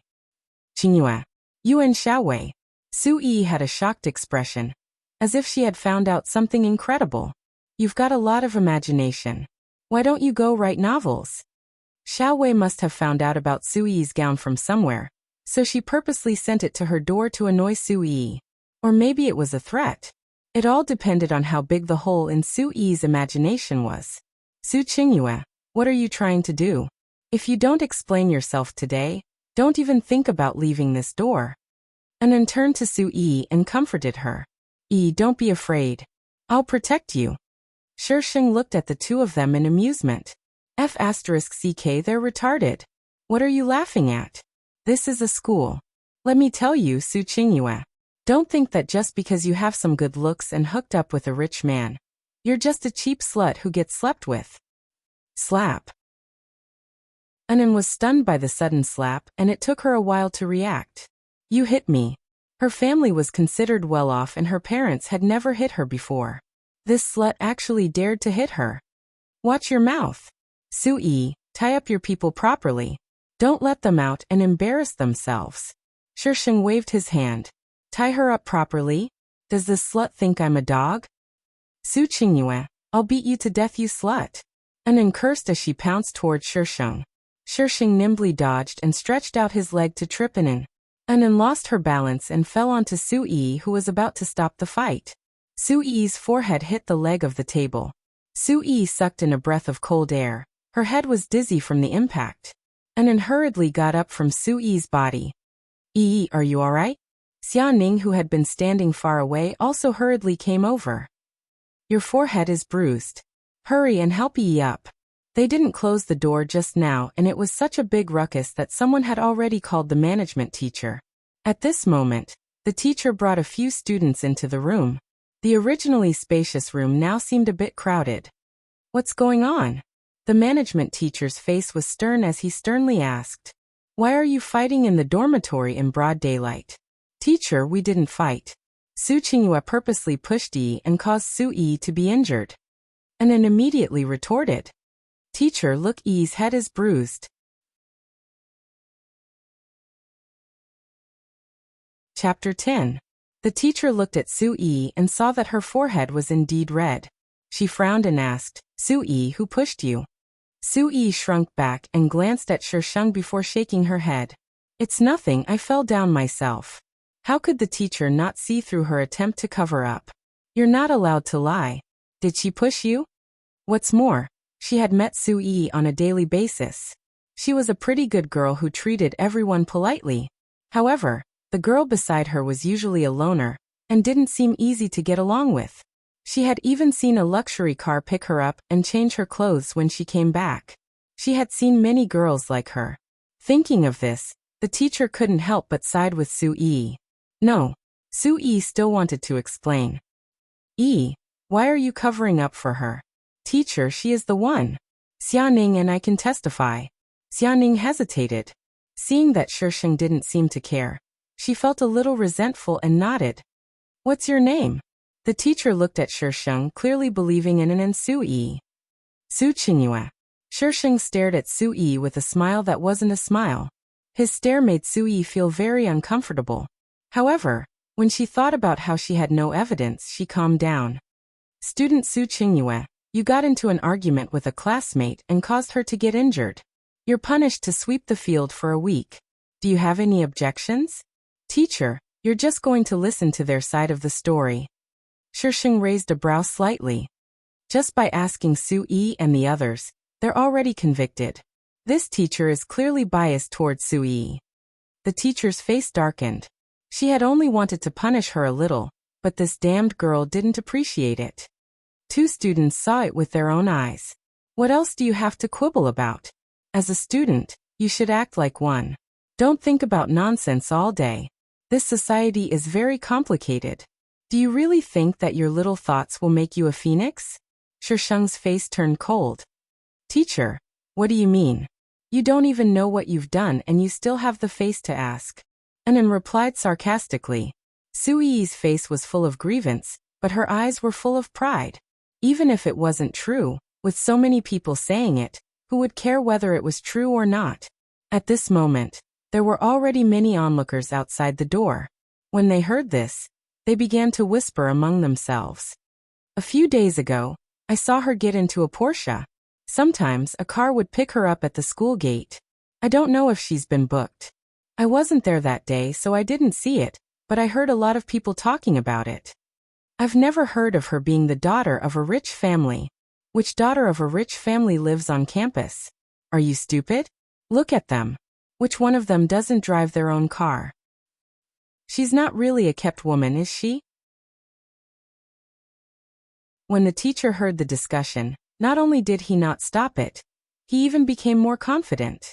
Student Su Qingyue, your way of doing things is very problematic. I will report this to the school and punish you. If you don't want people to know, don't do it in the first place. Anan became more and more pleased with herself. I'll return those words to you. Shisheng turned back to his desk and picked up a toy from it. I'm really sorry, this is a new toy I just got. It can save an hour's worth of footage. Let's go to the head of teaching to discuss this, it'll be fair. Su Yi's face paled. She actually recorded it. Just now, it was indeed Anan who pushed her down. It had nothing to do with her, but they were saying that she was the one who pushed her down. If this matter reached the head of teaching, her reputation would be ruined. No, I can't go. However, Shisheng made up his mind and took the lead to walk out the door. Teacher, let's go together. You just slandered my reputation. I believe that the head of teaching will give me a satisfactory answer. Qingyue, it's just a small matter. Why make such a big deal out of it? Su Yi stopped Shisheng. Small matter? The three of you tried to frame me, and this teacher slandered my reputation. Is this a small matter? Qingyue. At this time, Anan also quieted down. She clearly didn't expect Shisheng to have a video. Compared to a fight, the accusation of framing someone was much more serious. This was a matter of style. The teacher also felt a little guilty. She didn't have any proof that she was really being kept. She would be expelled for slandering a student's reputation. Thinking of this, the teacher also blocked the door. Student Su Qingyue, there's no need to disturb the head of teaching. You were the one who pushed student Su Yi first. Just apologize and this matter will be settled. Shisheng didn't waste any more words. He directly took out his phone and dialed a number. Lawyer Wang, come to the school. And I'm in the dormitory. Just come up. Shisheng hung up the phone and didn't walk out. He turned around and pulled a chair over to sit down. The teacher was so angry that her face turned ashen. She actually called a lawyer. The people outside looked at each other in dismay. This development didn't seem right. To be able to call a lawyer so casually. It wasn't that she had a big backer behind her, but that she didn't do those things at all. Lawyer Wang arrived very quickly. He squeezed through the layers of girls. His heart was sweating. This was what it meant to pass through a field of 10,000 flowers. It took him a Herculean effort to squeeze into the dormitory. He pushed up his slightly crooked glasses and walked in front of Shisheng. Miss Su. The people outside were stunned. The lawyer really came. Shisheng nodded and handed over the things in her hand. She then explained the situation to him unhurriedly. Lawyer Wang pushed up his glasses and went through the situation in his heart. He said to the teacher and Su Yi, "These three students framed my client and pushed this student, causing her to be injured. According to the Public Security Administration law of the People's Republic of China, they will be detained for at least 5 days and less than 10 days. This teacher slandered my client's reputation." The situation wasn't as serious as Lawyer Wang made it out to be, but this didn't stop him from making it sound more serious. After all, this was written in the law. If they didn't agree, they could hire a lawyer. No matter how powerful Su Yi and the other two were, how could they win against the lawyer? Their faces were pale, and they didn't know what to do. Just as they were listening to Lawyer Wang's incessant speech, the head of teaching heard the news and arrived. How could he not come when the lawyer was already here? All right, stop crowding around. Go back to your dormitories. The moment the head of teaching arrived, the crowd dispersed. When the head of teaching arrived, he had already understood the situation. He directly reprimanded the teacher and expelled her in front of Shisheng. The head of teaching sincerely apologized to Shisheng. This matter wasn't his fault in the first place, so it wasn't wrong for him to apologize. If this matter really got out of hand, it wouldn't be good for their school's reputation. As for Su Yi and the other two, they were taken away by him. He said that he would definitely give her a satisfactory explanation. Once they left the dormitory, the head of teaching scolded the teacher who had reported the news. "I told you to remember all the rich second generations in our school. Where did your memory go? This time you only met Su Qingyue. If you meet someone like Xiao Wei next time, the school will be turned upside down." The teacher who had reported the news felt wronged. If it was someone like Xiao Wei, why would I need to remember? Everywhere I look, I'm a rich second generation, all right. Chapter 11. Afterwards, Su Yi and the other two were punished and had to apologize to Shisheng in front of the entire school during the school assembly. Su Yi was furious. Wasn't it just because they didn't dare to offend Su Qingyue? They only knew how to bully people like her who had no money and no power. Since so many people had seen what happened that day, it was only natural that people would spread the news. Su Yi's reputation took a hit as she tried to frame someone else. Whenever she walked on the streets, people would point at her and gossip about her. Su Yi hated Shisheng to the core. Because she was close to Ling Hao, she had attracted the jealousy of some girls. Now that this matter was out, Su Yi's days at school weren't easy. Unfortunately, Ling Hao wasn't around and Nan Gongjing was overseas on a business trip. Su Yi had a hard time these few days. As for Shisheng's identity, because of the rumors of her being a kept woman, Everyone thought that it was because she had a rich and powerful backer. Because of the punishment, Anan and Xiaoning were even more dissatisfied with Shi Sheng. However, they only dared to criticize him verbally. They didn't want to be bombarded by this woman's lawyer. Shi Sheng was busy looking for an apartment and didn't have time to care about these people. She felt that if she continued to live with Su Yi, she would be disgusted to death. She didn't know if it was because she was lucky, but there just happened to be a student who was going overseas to study. An apartment was vacant and was very close to the school. Shi Sheng accepted it without hesitation. However, she still had to stay at the school for a while because of the renovation. After paying the rent, Shi Sheng came down from the apartment and met two people she definitely didn't want to see. Nan Gongjing hugged Su Yi and met Shi Sheng on a narrow road. Shi Sheng started to scratch the wall in his heart. What kind of F*** probability was this? Mr. Plotline, you're not comfortable if you don't kill the supporting female lead. Su Qingyue, what's the point of you lingering around like a ghost? Nan Gongjing coldly looked at the woman blocking his way. He raised his chin high and looked down on the world. Lingering around like a ghost, your head. I'll laugh at your face. Shi Sheng glanced at Su Yi. She was clinging to Nan Gongjing like a little bird, her eyes filled with pride. However, the moment she spoke, she sounded weak and extremely aggrieved. Miss Su, I'm sorry about what happened last time. I didn't do it on purpose. At that time, I was a little dizzy from the collision. I didn't know that they would say that about you. After that, I also apologized to you in front of the whole school. What a beautiful statement.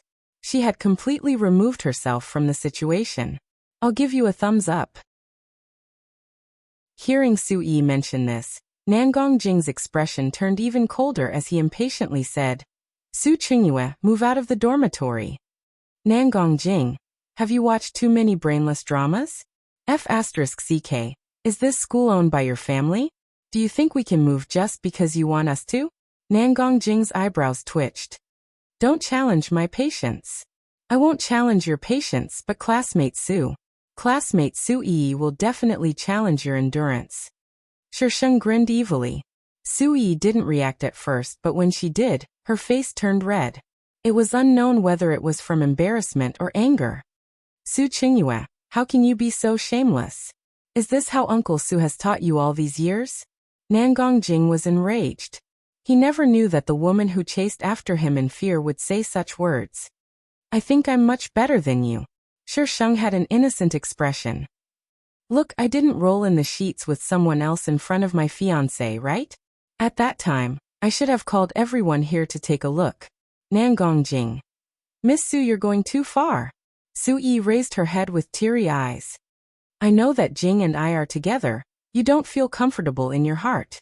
But feelings can't be forced. What do I have to do for you to let me go? Go too far? If you didn't do it, how could I go too far? F***ck, it's clearly you guys who won't let me go. Su Yi choked. Her misty eyes looked at Nan Gongjing with grievance. Nan Gongjing's protective instincts were instantly aroused. Enough. Nan Gongjing berated in a low voice. Su Qingyue, I'm warning you one last time. I definitely won't like you. If you dare to cause trouble for Yi again, I definitely won't let you off. Shi Sheng sneered. If she had to face Nan Gongjing, she would rather face that pervert Chu Tang.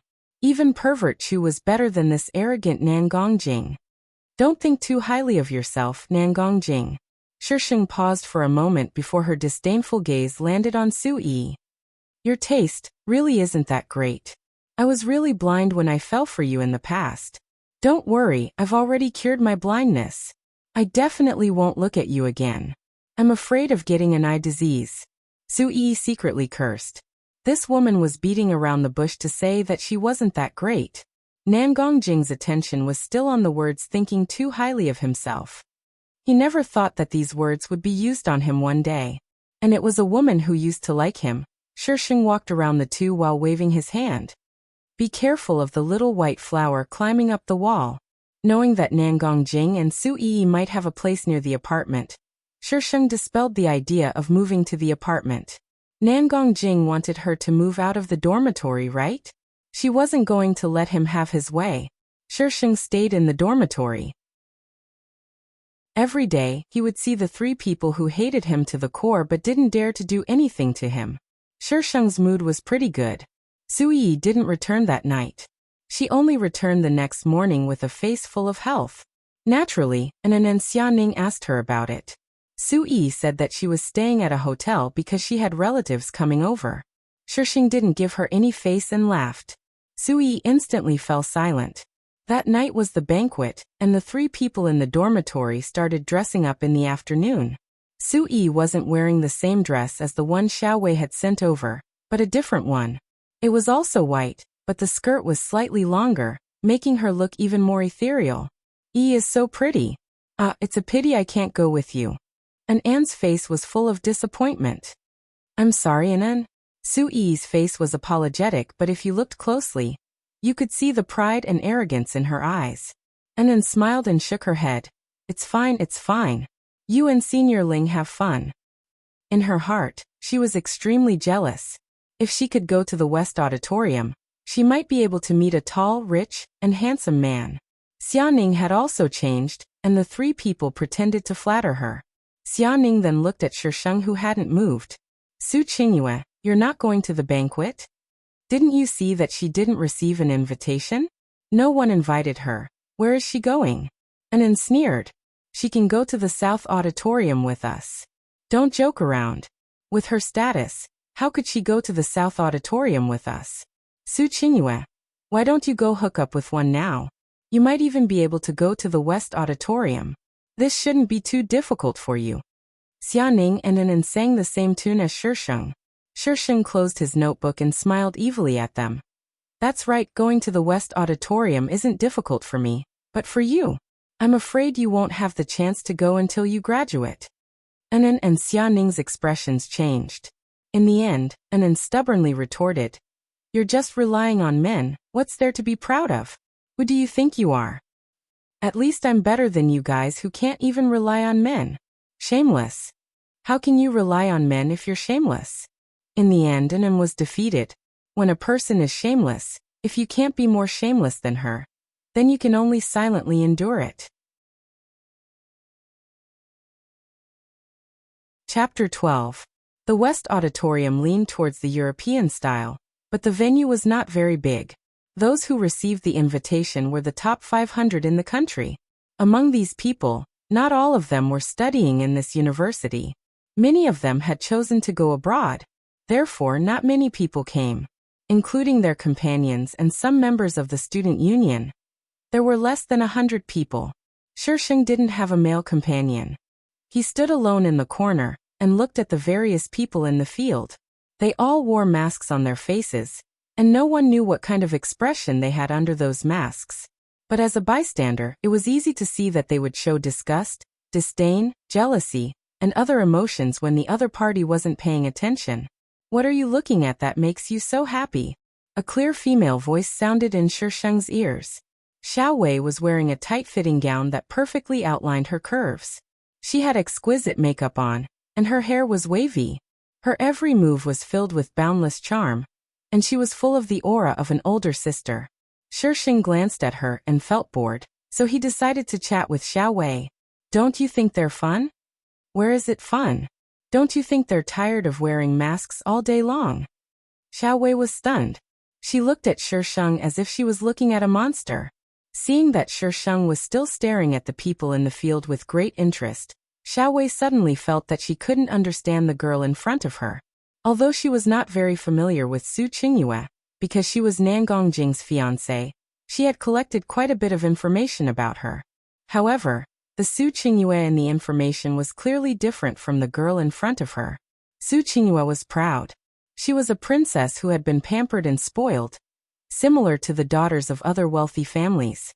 However, the girl in front of her had an indescribable feeling about her. If she had to describe it, it would be malice. Malice towards everyone. What kind of newspaper was this? Xiaowei was shocked by this idea. She looked at the girl next to her, who was still smiling like a cat that had seen a fun toy. How could she be dangerous? Xiaowei felt that she was thinking too much and quickly shook that thought away. There's going to be a good show later. Do you want to join us? Shisheng suddenly invited Xiaowei. Xiao Wei suppressed the strange feeling just now and returned to her usual flirtatious and domineering self. With disdain in her eyes, she asked, "What show? What was this woman doing? I promise I won't let you down." Shi Sheng had only invited Xiao Wei on account of the fact that she was a tragic supporting character who was quite unlucky. Xiao Wei thought for a moment and nodded slightly. She wanted to see what Su Qingyue was up to. Shi Sheng had already locked onto Su Yi. She was standing next to Ling Hao, who was saying something to her, causing her to chuckle. The girls around them were gnashing their teeth in hatred, wishing they could stab her to death with their daggers. After Su Yi and Ling Han separated, Shi Sheng pulled Xiao Wei into the crowd. She didn't do anything and just walked aimlessly in the crowd. Some of the people she knew greeted her politely. Xiao Wei was even more confused. "Su Yi, you did this on purpose, didn't you?" "I'm sorry, I didn't expect you to suddenly turn around." Su Yi hurriedly apologized. "Forget it, pick it up for me." The girl was too lazy to argue with her, and pointed at the handbag on the ground. Su Yi placed the drink in her hand on the buffet table, and bent down to pick up the handbag. Just as she bent down, the girl gave the person next to her a look. That person reached out to change Su Yi's drink, but Su Yi suddenly looked up. The girl was startled and saw a figure standing in front of her, attracting Su Yi's attention. "Eldest Miss Su." The girl let out a sigh of relief, but also felt a little guilty. From her angle, she should have seen it, right? Shi Sheng nodded slightly and said with a smile, "Please pass me a glass of fruit juice." The girl hurriedly passed a glass of fruit juice to Shi Sheng. Shi Sheng didn't even look at Su Yi as he turned and walked into the crowd. The girl confirmed with the other person that her drink had been changed, then bent down to pick up the handbag and left. Xiao Wei didn't see Su Yi's drink being changed. She looked on in confusion as Shi Sheng walked over to get a glass of fruit juice. This scene also happened in the original plot. Someone was jealous of Su Yi and Ling Hao's close relationship and wanted to teach Su Yi a lesson, so they changed her drink with a spiked one. When Su Yi found out, she didn't say anything and changed the drink with Su Qingyue behind the person's back. Su Qingyue drank the spiked drink and felt a little dizzy. Su Yi had someone send Su Qingyue to the resting room at the back of the auditorium. She attracted the person's attention, so no one noticed that Su Qingyue had been brought in. After that, Su Yi pretended to be unwell and went to the resting room, purposely letting the person see her enter. After going in, she took off Su Qingyue's clothes and changed into them before walking out. She then went to the restroom to change her clothes. The person outside thought that the person inside was Su Yi and led the drunk person into the resting room, causing Su Qingyue to be sullied. What was even more unfortunate was that Su Yi had called Nangong Jing over, and he saw the scene with his own eyes. Because of this incident, Nangong Jing righteously annulled his engagement with Su Qingyue, and Su Yi became the biggest beneficiary. What Shi Sheng did now was to divert Su Yi's attention so that she didn't notice that the drink had been touched. So this ending, Xiao Wei stood beside Shi Sheng and felt that his smile was too creepy, so she couldn't help but take a few steps back. Shi Sheng waited for a while and sure enough, he saw Su Yi being helped away by someone. Ling Hao was also entangled with someone, so he didn't notice that Su Yi had disappeared. "Do you have Nangong Jing's phone number?" Shi Sheng turned to ask Xiao Wei. Xiao Wei nodded. Of course she did. "Give him a call and tell him that Su Yi is drunk. Tell him to come and take her back." "Why don't you call him?" Xiao Wei naturally saw Su Yi being helped away. There was definitely something fishy going on. Shi Sheng looked at her with a smile that wasn't a smile. "It's up to you whether you call him or not. In any case, there's no loss for me." Xiao Wei frowned slightly. She turned and left for a while. When she returned, she looked at Shi Sheng with an even stranger expression. She leaned towards Shi Sheng. "You did this? Big Miss Xiao, you can eat whatever you want but you can't say whatever you want. You were with me the whole time, which eye of yours saw me do it?" Xiao Wei thought about it. That was indeed the case. She had been right under her nose the whole time. Just now when she went to Su Yi's side, she only stopped for a while so she didn't have the chance to drug her. But she clearly knew from the start. Could it be that she was the mastermind? Xiao Wei felt that this was very likely, but for some reason, when she saw Shi Sheng's cute smile, she changed her mind. I had someone use Su Yi's phone to send a message to young Master Jing.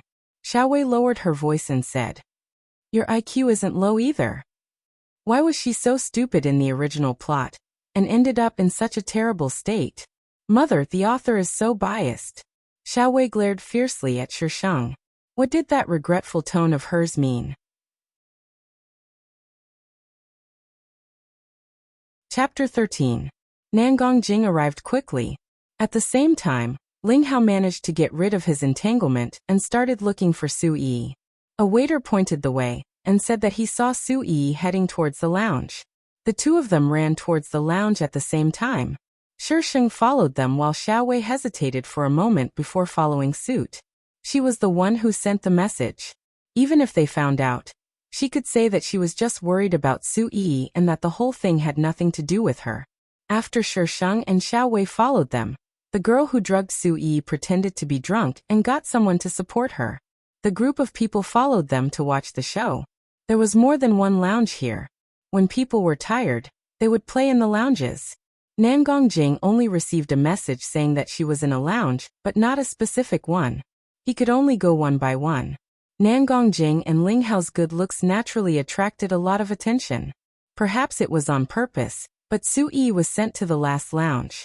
At this moment, people from the other lounges were lured out. The door to the last lounge was pushed open, and an indescribable sound came out. Nangong Jing froze at the door and looked at the scene in shock. The lounge door was pushed open, but the people inside didn't notice. Ling Hao heard the sound and came over from another lounge. When he saw the scene, he was furious. He pushed Nangong Jing aside and flipped the boy over. Ling Hao helplessly pulled Su Yi into his arms and covered her with the clothes that were scattered on the floor. Su Yi's body turned cold. She shivered and sobered up a little. Senior, I didn't do it on purpose. I don't know why it's like this. Nangong Jing seemed to have been awakened by this sentence. He rushed into the room and slammed the door shut. There was a lot of noise coming from inside. The lounge's soundproofing was pretty good. To be able to make such a loud noise, it proved that the people inside were using a lot of strength. Shisheng leaned against the wall, wondering if the two were having a party inside. Xiao Wei didn't know why, but when she saw Nangong Jing enter and close the door, she suddenly felt a little disappointed in him. Sometimes liking someone is just a moment. Being disappointed is also just a moment. She turned around to look at Shisheng. Her eyes were bright as she stared at the door. It was as if she could see through the door and see the situation inside. Who's inside? I don't know, but that man just now seemed to be young Master Jing. What do you mean? It's young Master Jing. Senior Ling is also going in. Who's the girl inside? Miss Su is also here. She's standing together with Goddess Xiao. Heavens, what's going on? The more I think about it, the more frightening it becomes. These students were curious about who the girl inside was, so they naturally didn't want to leave. They all waited outside the door, and some people who heard the news also gathered around. Fortunately, the door opened not long after and Nangong Jing carried Su Yi out. Her face was covered so no one could see who it was. Ling Hao followed behind, carrying the unconscious boy in his hands. The boy was only wearing a pair of underpants, and his face and body were covered in blood, looking extremely tragic. Nangong Jing glanced at Shisheng from the corner of his eyes. His eyes were bloodshot and his handsome face was cold. Su Qingyue, I will definitely not forgive you for this. Ling Hao also looked over, and the coldness in his eyes made people shudder. Everyone retreated. These two people were too scary. Shisheng and Xiao Wei were completely exposed. Xiao Wei wanted to retreat, but for some reason when she saw Nangong Jing's angry look, she didn't want to retreat. Shisheng stood up straight and took a few steps towards Nangong Jing. Nangong Jing, are you trying to frame me? You dare say you didn't do it? If he wasn't carrying Su Yi, he would have strangled this woman to death. How could she be so vicious? Why would I ruin my future for a woman who doesn't matter to me? Only you and she have a grudge. Who else could it be? He was too kind to her. He wanted her to live a life worse than death. From what young Master Jing said, it seems like Miss Su did it. Who exactly is young Master Jing carrying? I can't see at all. That gown seems to be Su Yi. That's Su Yi's gown. Someone in the crowd said, causing a huge commotion. Su Yi? It can't be.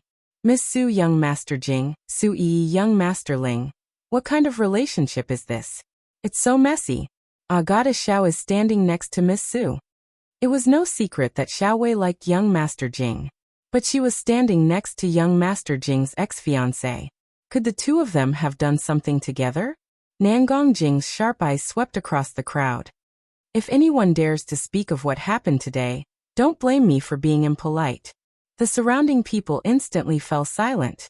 The only ones present who could go against the Nangong family were probably the Xiao family and the Ling family. Su Qingyue, this matter isn't over. Nangong Jing was worried about Su Yi's health and didn't dare to stay any longer. If he wanted to take revenge for Su Yi, he could do it any time.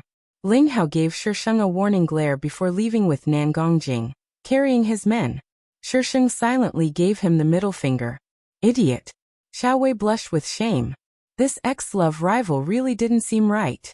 The crowd had the same thought as Xiao Wei. Shisheng and Xiao Wei separated and returned to the dormitory alone. Xia Ning and Anan hadn't returned yet. Shisheng washed up and went straight to bed.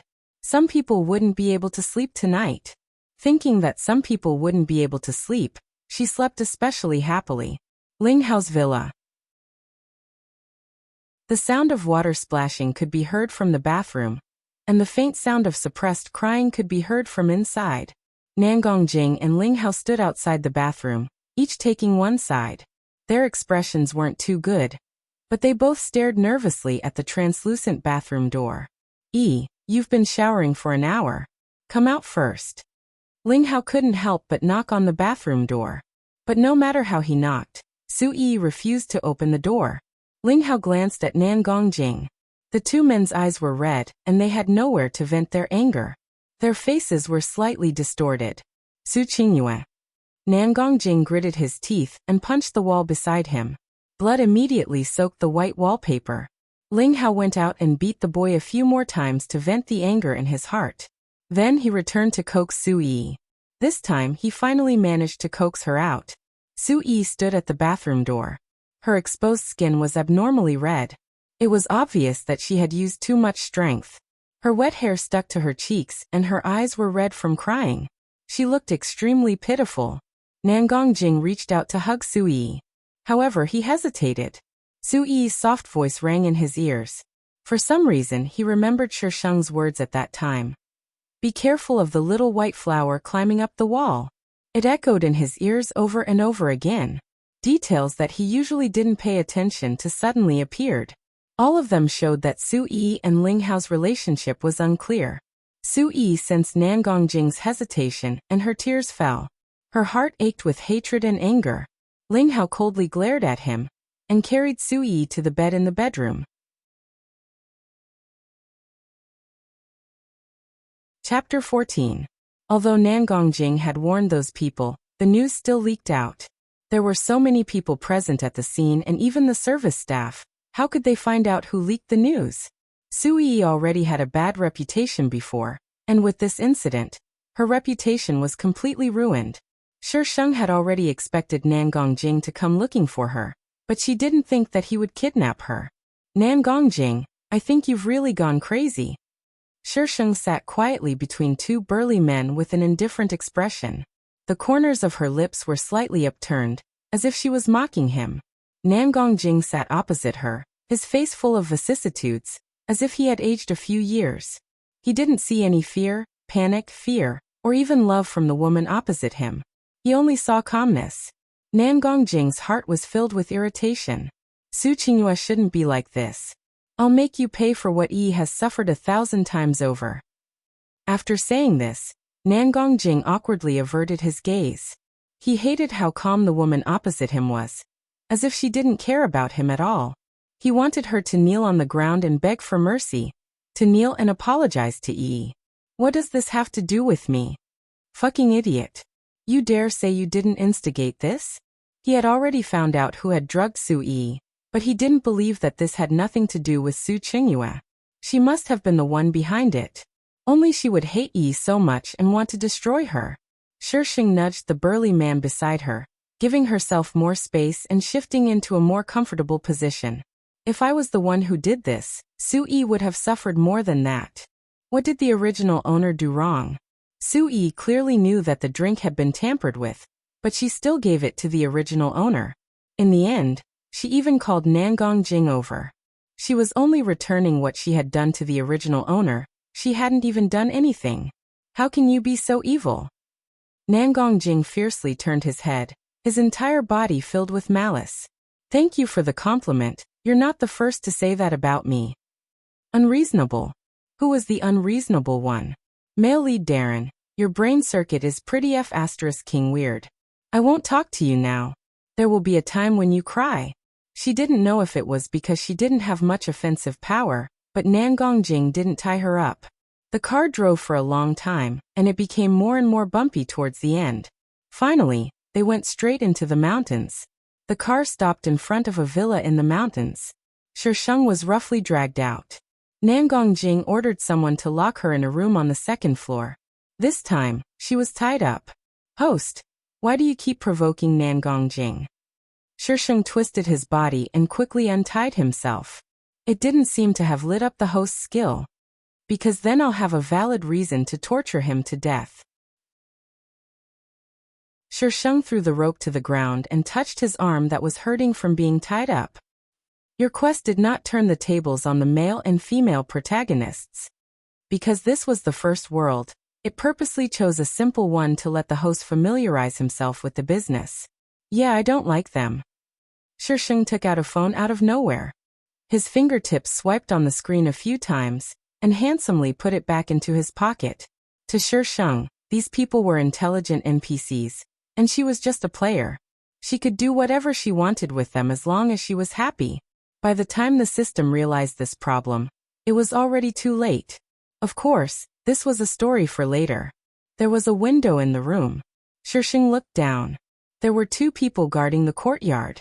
Shisheng pondered for a moment. How could he run in a more handsome manner? Just as he was thinking, he saw a familiar car appear outside the villa. F***CK, F***CK, F***CK, why is Pervert Chu here? Chu Tang sat in the car and looked through the car window to the second floor. Shisheng was startled. Even though the car window was dark, she could feel Chu Tang looking at her. The car didn't stop and directly drove past. From Shisheng's direction, he could see a villa in the distance. This should be a mountain villa used for holidays. This kind of place was sometimes used for negotiations, so it wasn't unreasonable for Chu Tang to come here. Seeing this, Shisheng let out a sigh of relief. He comforted himself that it was just a coincidence. Chu Tang's car drove into a white villa not far away. As soon as his car entered, a few bodyguards came out of the villa and stood respectfully on both sides of the car. The assistant got out of the car and opened the door for Chu Tang. Chu Tang got out of the car. He still looked like a noble prince with his hands in his pockets. It wasn't very elegant, but he did it with incomparable elegance. Young Master Chu, we found Miss Su's location. The assistant took a tablet from the bodyguard. On it was a 3D map of the villa. There was a red dot in one of the rooms on the second floor. Chu Tang glanced at it and smiled. Don't alarm them. Make sure she's safe outside. The assistant was confused. Shouldn't they rush in and save her? Then Miss Su would be so grateful that she would give herself to him? Young Master Chu's style was getting more and more unpredictable. Under such circumstances, the assistant could only strictly follow Chu Tang's orders and arrange for people to make sure Miss Su was safe outside. It wasn't easy for young Master Chu to find a girl he was interested in. He couldn't lose her just like that. The assistant was afraid that something bad would happen, so he personally went to keep an eye on her. In the evening, he saw a car enter Nangong Jing's villa. A man and a woman got out. He recognized the man. It was the young master of the Ling family. What a pity. Touching young Master Chu's things. Tui, touching young Master Chu's people. The young master of the Ling family would be in trouble. Go find out who that woman is. The assistant ordered the bodyguard beside him. The assistant tapped on the tablet in his hand. Immediately, a clear image appeared. The first thing it showed was the room Shisheng was in. She seemed to have sensed something and stared straight at him, through the screen. Sheng was looking at the window. She looked for a while before looking away. At this moment, the door was opened. Seeing Sheng standing in the room with his arms crossed, Nan Gongjing kicked the man beside him. I told you to tie her up. What did you do? The man was surprised and aggrieved at the same time. He had tied her up. Su Yi walked out from behind Nan Gongjing and gloomily stared at Sheng. It was all because of this woman that she had ruined her. Su Yi wanted her to live a life worse than death. Perhaps she was afraid that Nan Gongjing and Ling Han would see the malevolence on her face, but she forced herself to suppress some of her hatred. Tie her up. Nan Gongjing kicked the man again. The man immediately walked towards Sheng.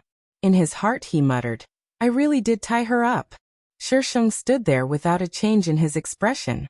He took out his hand from his pocket. Seeing the thing in Sheng's hand, the man froze. The man's body blocked the view of the people behind him, so they didn't know why he had stopped. Nan Gongjing impatiently urged him a few times, but the man didn't move. If one turned around to look at him, they would see that his forehead was covered in cold sweat, and his eyes were filled with fear. Chapter 15. With the burly man blocking their view, the others couldn't see what Sheng was holding, but the assistant who had been monitoring the situation could see it clearly. She was holding a grenade in her hand. It looked like a military type, but there were some differences. The burly man only had one word in his heart. Fuck. Where did this girl get this thing? What are you standing there for? Hurry up and tie her up. Nan Gongjing was getting impatient. The burly man was drenched in cold sweat as he decisively took a step to the side, exposing Sheng. With a grenade in her hand, how could he dare to go up and tie her up? At first, Nan Gongjing didn't recognize what it was, but Ling Hao instantly recognized it. His expression changed as he pulled Su Yi to the door. Su Qingyue, are you crazy? Sheng tossed the thing in his hand, his face full of disdain. Look at your stupid faces, you're already scared. It's just a toy. I found it in this room. Ling Hao stared at the grenade in Sheng's hand for a moment, but still couldn't tell if it was real or fake. Thinking about it, how could a rich young miss like her get her hands on a grenade? Furthermore, she had been searched before she was kidnapped, so she definitely couldn't have hidden something like this. This villa belonged to his uncle, and he had children at home as well. It was reasonable for her to leave a toy behind when she brought it here for a holiday.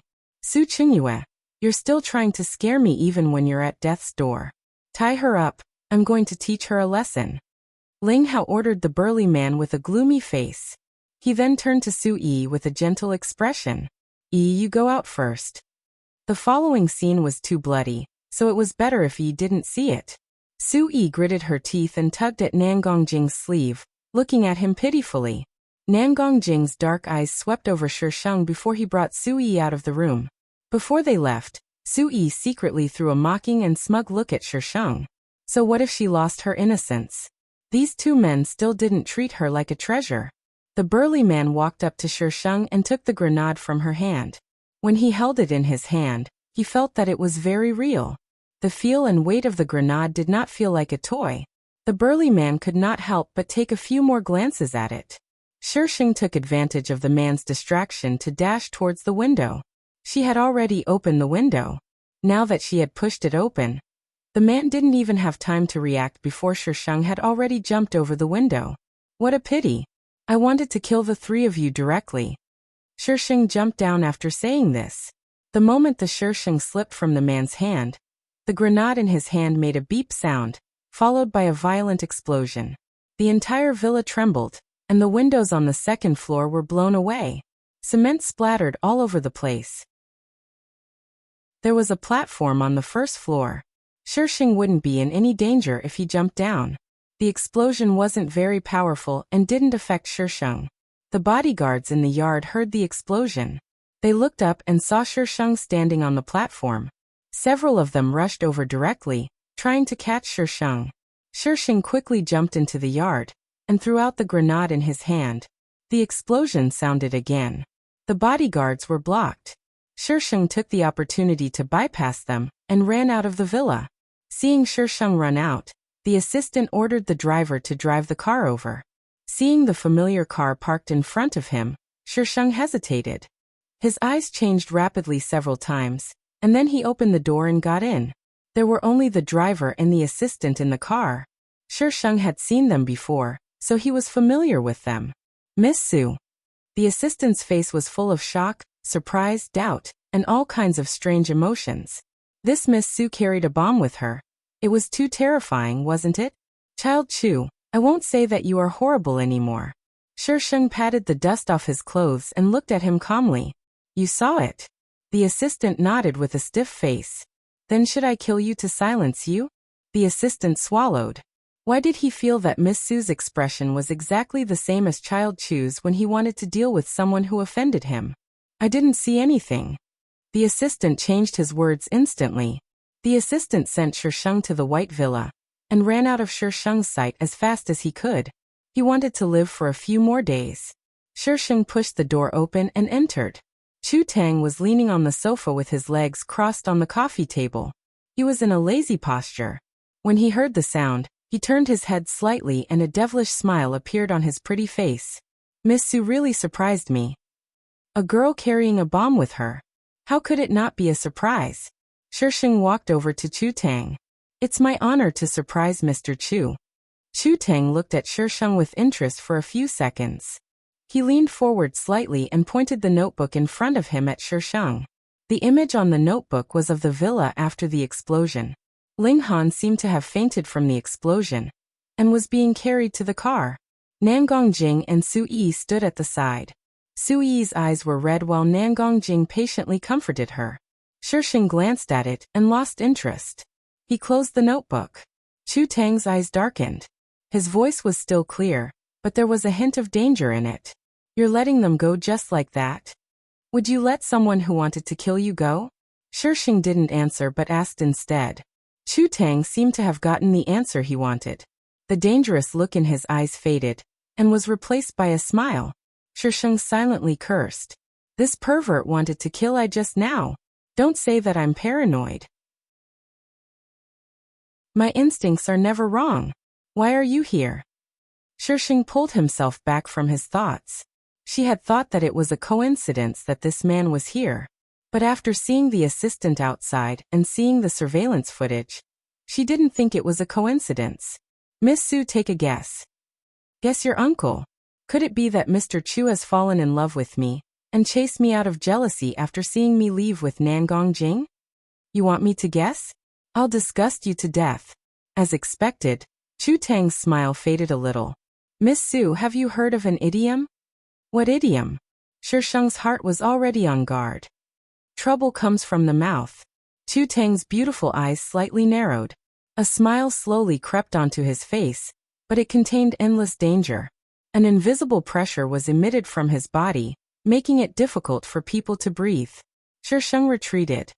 His eyes darted around, and his expression instantly turned into that of a lackey. Mr. Chu, did you hear something just now? I forgot to take my medicine just now.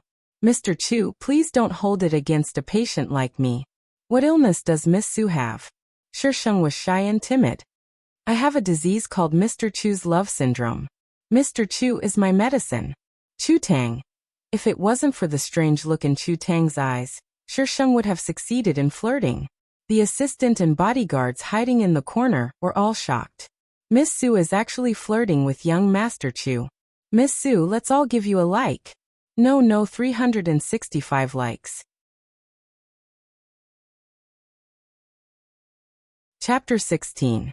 Ling Hao had a slight concussion, and his leg was injured by the explosion. The first thing he did after waking up was to take revenge on the Su family.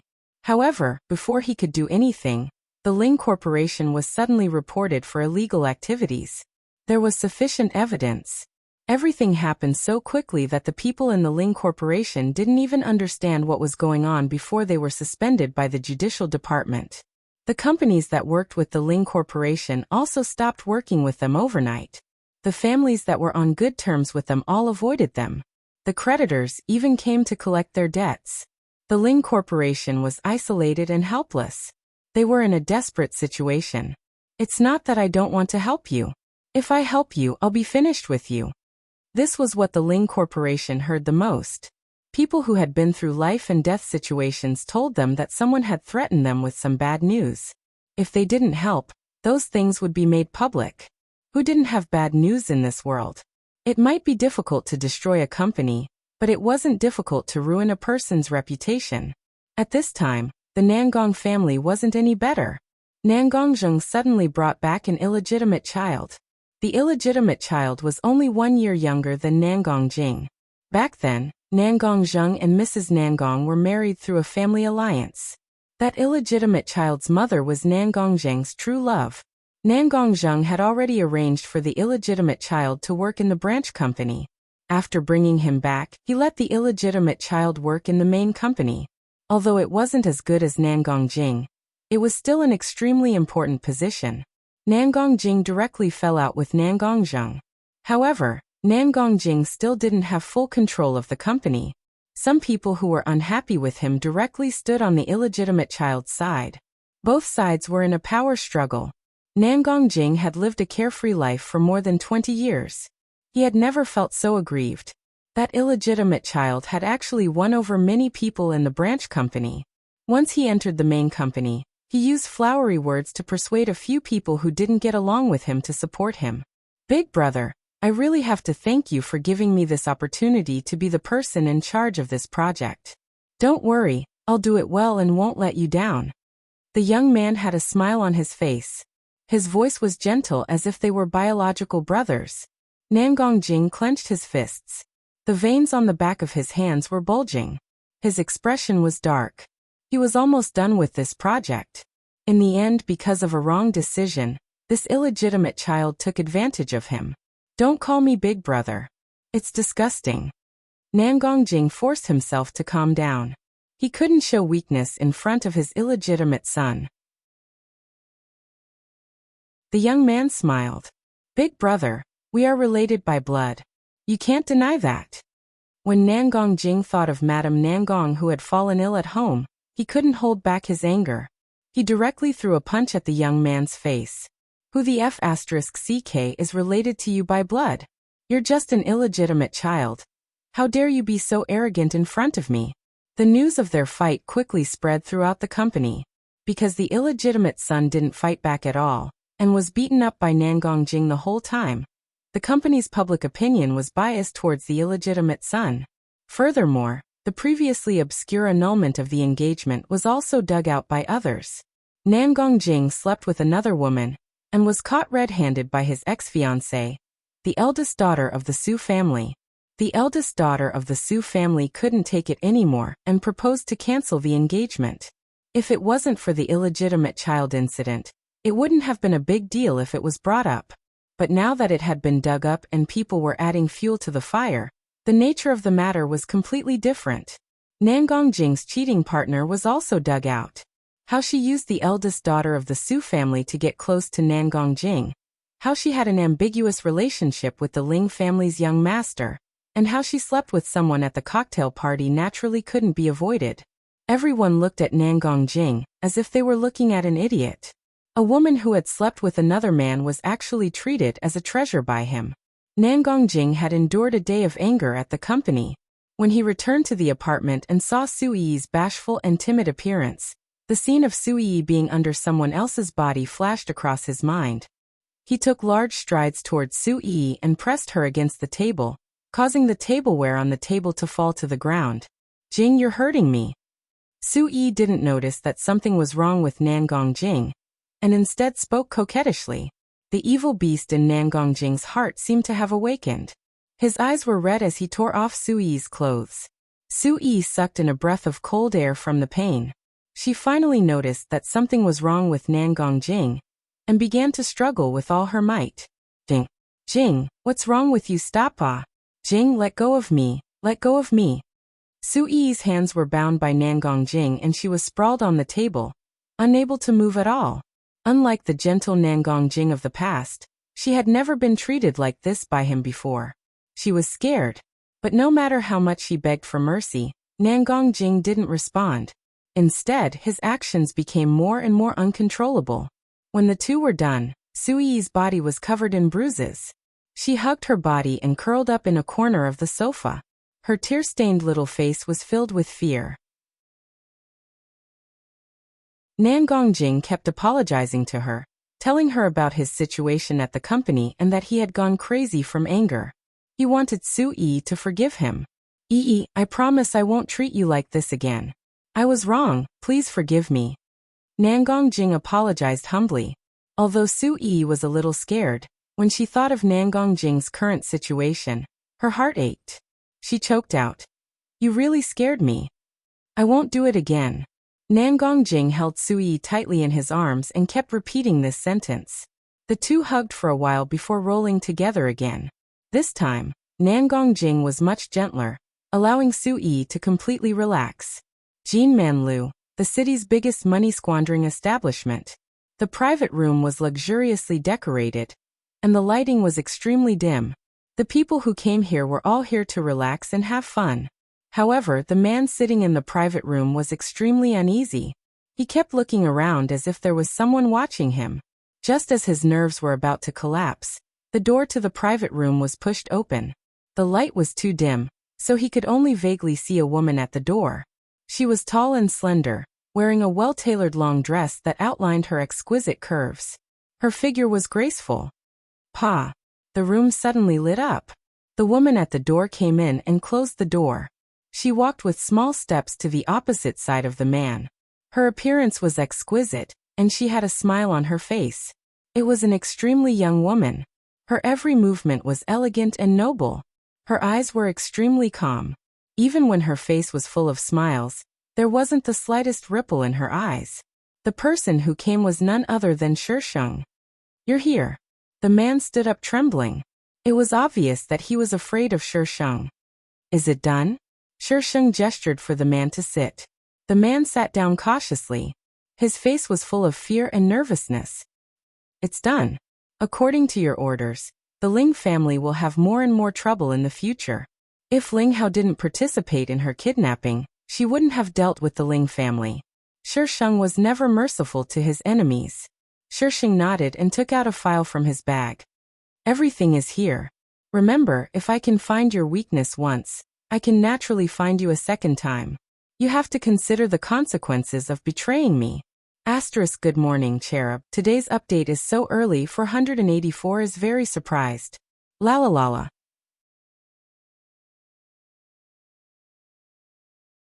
Chapter 17. The man couldn't wait to check the file. After making sure there were no problems, he said cautiously, "Don't worry, Miss Su. No one else will know about this." Shisheng nodded. "Let's go." The man looked like he had been granted amnesty. He couldn't wait to walk out of the room. The moment he opened the door, he heard a voice behind him. "Don't do anything immoral." The man's body stiffened. Cold sweat instantly covered his entire back. He turned to bow to Shisheng before fleeing the room as if he was escaping from something. As soon as the man left, Shisheng's image disappeared.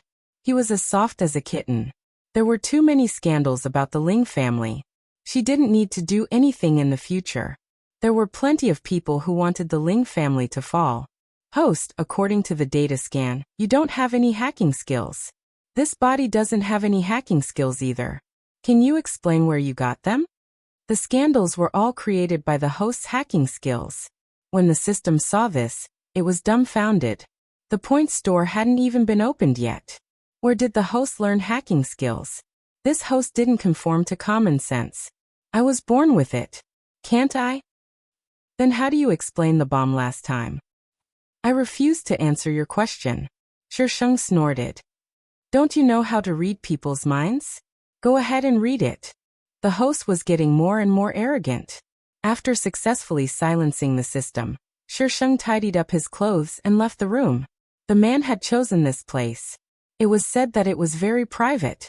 Outside was a square-shaped corridor, very much like the brothels of ancient times. Standing in the corridor, one could see the scene below. It was not very noisy. Groups of 2 or 3 people sat in the booth, whispering to each other. However, in some places where the light was extremely dim, there were scenes of decay. Shisheng glanced at it and shifted her gaze away. She had no interest in a live erotic palace or whatever. Shisheng walked down the corridor. When he reached the door of a room, The door was suddenly pulled open. A tall figure rushed over. The figure reeked of alcohol. Shisheng instinctively dodged to the side. That figure fell onto the railing and leaned against it, looking extremely pathetic. "Young Master Jing, let me help you." A woman with heavy makeup came out of the room, wearing very little. "Get lost." Nangong Jing flung the woman away and stood up using the railing. His face was ashen. Out of the corner of his eye, he saw the woman standing 2 steps away. Nangong Jing's eyes were like a storm as he squeezed out a few words from between his teeth. "Su Chungyue." He was drinking with those people inside, but when he came out he saw a woman dressed in bright clothes. He didn't know why, but hatred welled up in his heart. "Ex-fiancé." Shisheng made an exaggerated expression, as if he just recognized the person in front of him. "What a coincidence to meet you here." Looking at that familiar smiling face, the hatred in Nangong Jing's heart surged. What right did she have to be so proud? "You still dare to appear in front of me?" Nangong Jing gritted his teeth. He actually let her escape last time. "Why wouldn't I dare? I'm not the one who kidnapped you. I'm already being magnanimous by not holding you accountable. If you really don't dare to appear, then it's you." The reason why she didn't call the police was simple. Even if she did, with the Nangong family's ability at that time, they would be able to cover it up with a few words. Why should she waste time and effort? Letting him stay outside was also an extremely painful thing. Nangong Jing felt that this woman's smile was extremely hateful. Under the influence of alcohol, he raised his hand and slapped Shisheng's face. Shisheng instinctively retreated, but his back was pressed against a warm chest. An arm reached over his head, and a slender hand accurately grabbed Nangong Jing's wrist. "Gotcha!" Nangong Jing's face instantly paled as his wrist drooped down weakly. The person who grabbed his wrist released it in disdain, and took a clean handkerchief from the side to wipe it. "Nangong Jing, you still have time to bully women here. Looks like your family's matter has already been settled." Chu Tang's voice was no different from usual, but when it fell into the ears of others, it sent a chill down their spines. "You." Nangong Jing was a little dizzy, but he recognized who this man was. Chu Tang, the legendary business legend. He was actually related to Su Qingyue. Back at his house, the two of them had already hooked up. She even acted as if she had suffered a great grievance. This woman really knew how to act. Even he was fooled. Nangong Jing glared fiercely at Shisheng, and allowed the woman standing beside him to help him into the room. Even if he couldn't afford to offend him, couldn't he avoid him? Shisheng wasn't in the mood to care about Nangong Jing. He took a step back and increased the distance between him and Chu Tang. "Why do I always run into you? Damn it. This is what you call a lingering spirit. Heh. Didn't Miss Su say that she wanted to chase me?"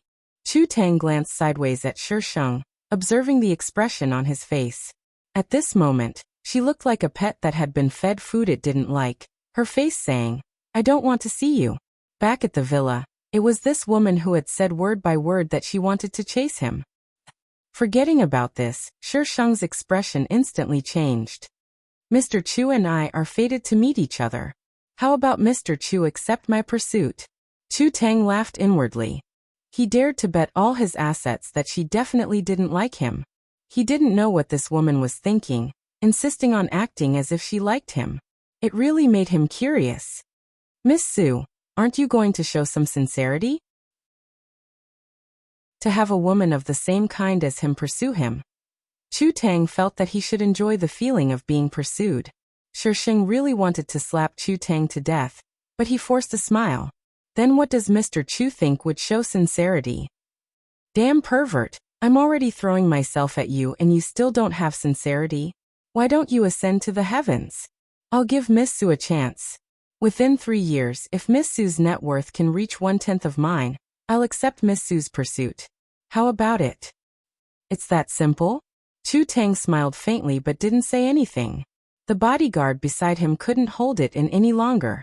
"Do you know how much our young Master Chu is worth? Do you know how much 1/10 is?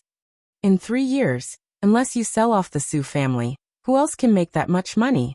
Miss Su, where did you get the confidence to say such a simple word?" "All right, deal." Shisheng quickly searched his mind for how much Chu Tang was worth.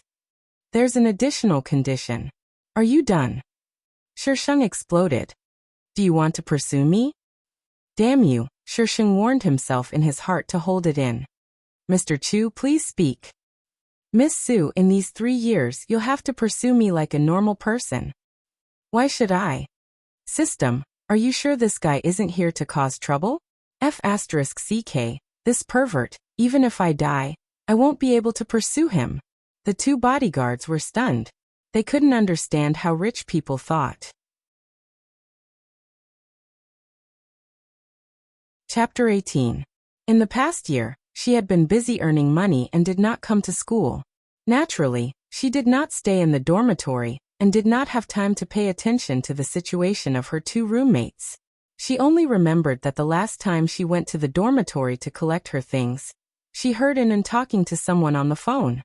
Her words were especially ambiguous and her clothes were also of a higher grade. An stared at Shisheng and hugged young Master Lin's arm, silently declaring her sovereignty. I wonder when Miss Su will be free. I'll treat you to a meal. Young Master Lin. An called out in disbelief. She had finally made this rich second generation take a fancy to her, and in the blink of an eye, he wanted to treat Su Qingyue to a meal. Su Qingyue, young Master Lin's girlfriend, is me. How shameless are you to hook up with anyone you see? She did not dare to confront young Master Lin, and could only shout at Shisheng. This girl's brain must have a hole. Shisheng finished his appraisal and retracted his gaze. We'll eat when the contract is signed. Before young Master Lin could react to his new girlfriend's words, a Porsche stopped in front of Shisheng. It only took a few seconds to get into the car and leave. When the car had completely disappeared from young Master Lin's sight, he pushed An aside and scolded in a low voice. Are you crazy? How dare you speak to her like that? If she was unhappy just now, the project would have been finished. What did I say wrong? An did not expect young Master Lin to suddenly shout at her, and her expression changed. Have you taken a fancy to her? Young Master Lin sneered. I want to take a fancy to her, but she doesn't like me. Do you know who she is? She is the daughter of Yunshang Group, and is now worth over 100 million. If she takes a fancy to me, I'll be happy to pay her. Young Master Lin did not care about An's reaction, and directly left. He did not want to let the project in his hands slip away, because of a woman. His family's I would beat him to death. An had been in this circle for a while, and naturally heard of Yunshang Group's Miss Su. However, she did not expect that Miss Su to be her roommate. Miss Su equals Su Qingyue? How could this be? An searched for the name Su Qingyue online, and many reports popped up, but there were no photos. However, from those words, she could infer that Miss Su was the Su Qingyue she knew. Thinking about what she had said before, she wanted to bang her head against the wall and die. Would the dignified daughter of the Yunshang Group be kept by someone? She could tell from many aspects that she wasn't an ordinary person, but why didn't she notice it? That's right. Su Yi was the one who had constantly hinted to her that Su Qingyue was being kept by someone. Thinking of Su Yi, An's face turned ashen. In 3 years, Shisheng's net worth had reached 1/10 of Chu Tang's net worth. This time, Chu Tang didn't refuse and proposed to Shisheng in front of mother and father Su. Engagement, marriage, everything went smoothly. Their relationship was extremely stable. Chu Tang had never had any other woman other than Shisheng. No matter what occasion they attended, they always went in and out together. Chu Tang's considerate care for Shisheng was envied by others. However, only those who were close to them knew that when the 2 of them interacted with each other, the smell of gunpowder was absolutely intense, as if they could fight at any time. Mother and father Su lived happily in their old age. The only regret they had was that they didn't get to see their grandson. Shisheng had waited for Chu Tang to pass away in this world. Only then did she successfully leave the world and return to the system space. Having recovered her youthful and beautiful appearance, Shisheng was overjoyed. She bounced around in the system space for a while before calming down. She sat cross-legged in front of the book that was half the height of a person. Congratulations, host, on returning. Host, how do you feel? The system's cold voice sounded. How do I feel? How do I feel? Shisheng looked at the screen in confusion. Shisheng propped up her chin and immediately changed the topic. I didn't complete the hidden mission, did I? Chu Tang didn't love her. She could feel it. Chu Tang had never touched her. Perhaps later on, Chu Tang treated her as family, but that love was definitely not mixed with the feelings between a man and a woman. It was as pure as it could be. Yes, the hidden mission was not completed. The screen in front of Shisheng changed. Name, Shisheng Prestige. 99,000 mission rank. F mission score. 75 contribution points. 1,000 hidden mission. Failed. The completion rate of the hidden mission is 60%. You will not be erased, but 500 contribution points will be deducted as a punishment. As soon as the system's voice sounded, the contribution points became 500. Shisheng. The system store has been activated. Do you want to open it? The system store? Oh, there really is such a thing. Open it, open it, open it. The screen in front of Shisheng immediately turned into an inventory. Items. What the hell? What the hell is this? From basic necessities like rice, oil, salt, dolls to abilities, illusions, interstellar battleships, licenses, and lockpicking, everything was there. Shisheng looked at the icon of the interstellar battleship. It cost too many points. He couldn't count them all. Shisheng decisively closed the store. It was too expensive. He couldn't afford it. Host, due to a bug in your last mission, you will now be scanned. Please do not resist. But it should be referring to her hacking skills and the 2 bombs. This stupid system. Shisheng rolled his eyes. What could the system store find? In the end, the system didn't find anything. The data it obtained was the same as the data it had scanned at the beginning. It still didn't show that the host had any hacking skills. The system was confused. This wasn't right. Do you want to proceed to the next mission? Initializing transmission. Hey, I haven't answered yet. He was definitely taking revenge. Slap. Shisheng had just regained consciousness when he was slapped in the face. His body swayed and he fell to the ground. Cut. Who allowed you to sit down? Why did you sit down? Do you think you are Lin Dayu? How many times has this been? Look at your acting. Shisheng was a little confused by the voice that was amplified by the loudspeaker. He shook his head and finally saw where he was. In an antique room, there was a classic beauty standing in front of him. Of course, if the beauty didn't look at him with such disdain and contempt, he would be even more beautiful. Shisheng looked around. The blankness in her eyes swept away. Filming showbiz celebrity. These words quickly entered Shisheng's mind. She took a deep breath and stood up. He glanced at the woman standing in front of him. She must be the one who hit him just now. She must have used so much strength on purpose. Shisheng didn't know what grudge this body had with the person in front of him. He could only suppress it for now. He bowed to the director. I'm sorry, director. I'll definitely pass next time. The director was a fat man. He was still angry, but Shisheng was a little girl. Now that she had apologized so nicely, the director couldn't say anything. He waved his hand in annoyance. Rest. We'll continue shooting later. The crew immediately dispersed after the director gave the order. The woman who had been standing in front of Shisheng all this time snorted coldly. She held her noble head high and lifted her skirt as she walked off the stage like a proud queen. Shisheng touched his stinging cheek and stared at the woman's beautiful back as she left. Asterisk, please understand that the first story wasn't very long. Chu Tang is the male lead, but the male lead won't fall in love with the female lead so easily. The female lead won't fall in love with the male lead so easily either. But don't worry, we won't abuse you. We'll dote on you the whole time. Also, the setting of every world is a broken novel, so it's normal for abnormal characters to appear. Please don't be surprised or find it strange. You're welcome to voice your opinions. Please don't scold him casually. Be a loving cherub. Love you. ******. Finally, please vote. The second story was about showbiz.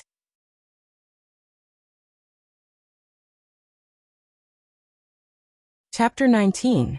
The host was called Jiangwan and lived in a second-tier city. When she was 10, her parents died in an accident and she lived with her uncle. Because the host's parents died in an accident, they lost a lot of money. The money was enough for the host to finish college. However, her uncle's family didn't treat her well.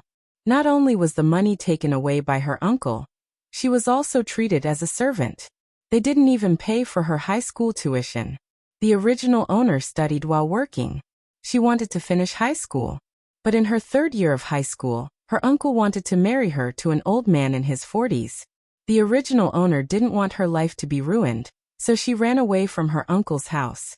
Afraid that her uncle's family would come looking for her, the host made up her mind and moved from the second-tier city to the first-tier city, Green City. After arriving in Green City, the host entered the entertainment industry. At first, she only took on a few minor roles. Later, because she was pretty, she was lucky enough to get a role as a servant. Later, she got a role as the third female lead in a drama. The character was likable, and it was a youth drama. After it aired, the host became popular and signed a contract with Dongfang Entertainment. Because of this, the host met the tragedy of her life, Dongfang Entertainment's CEO Xiemo, the male lead of this world. Speaking of which, the host was completely unjustly implicated.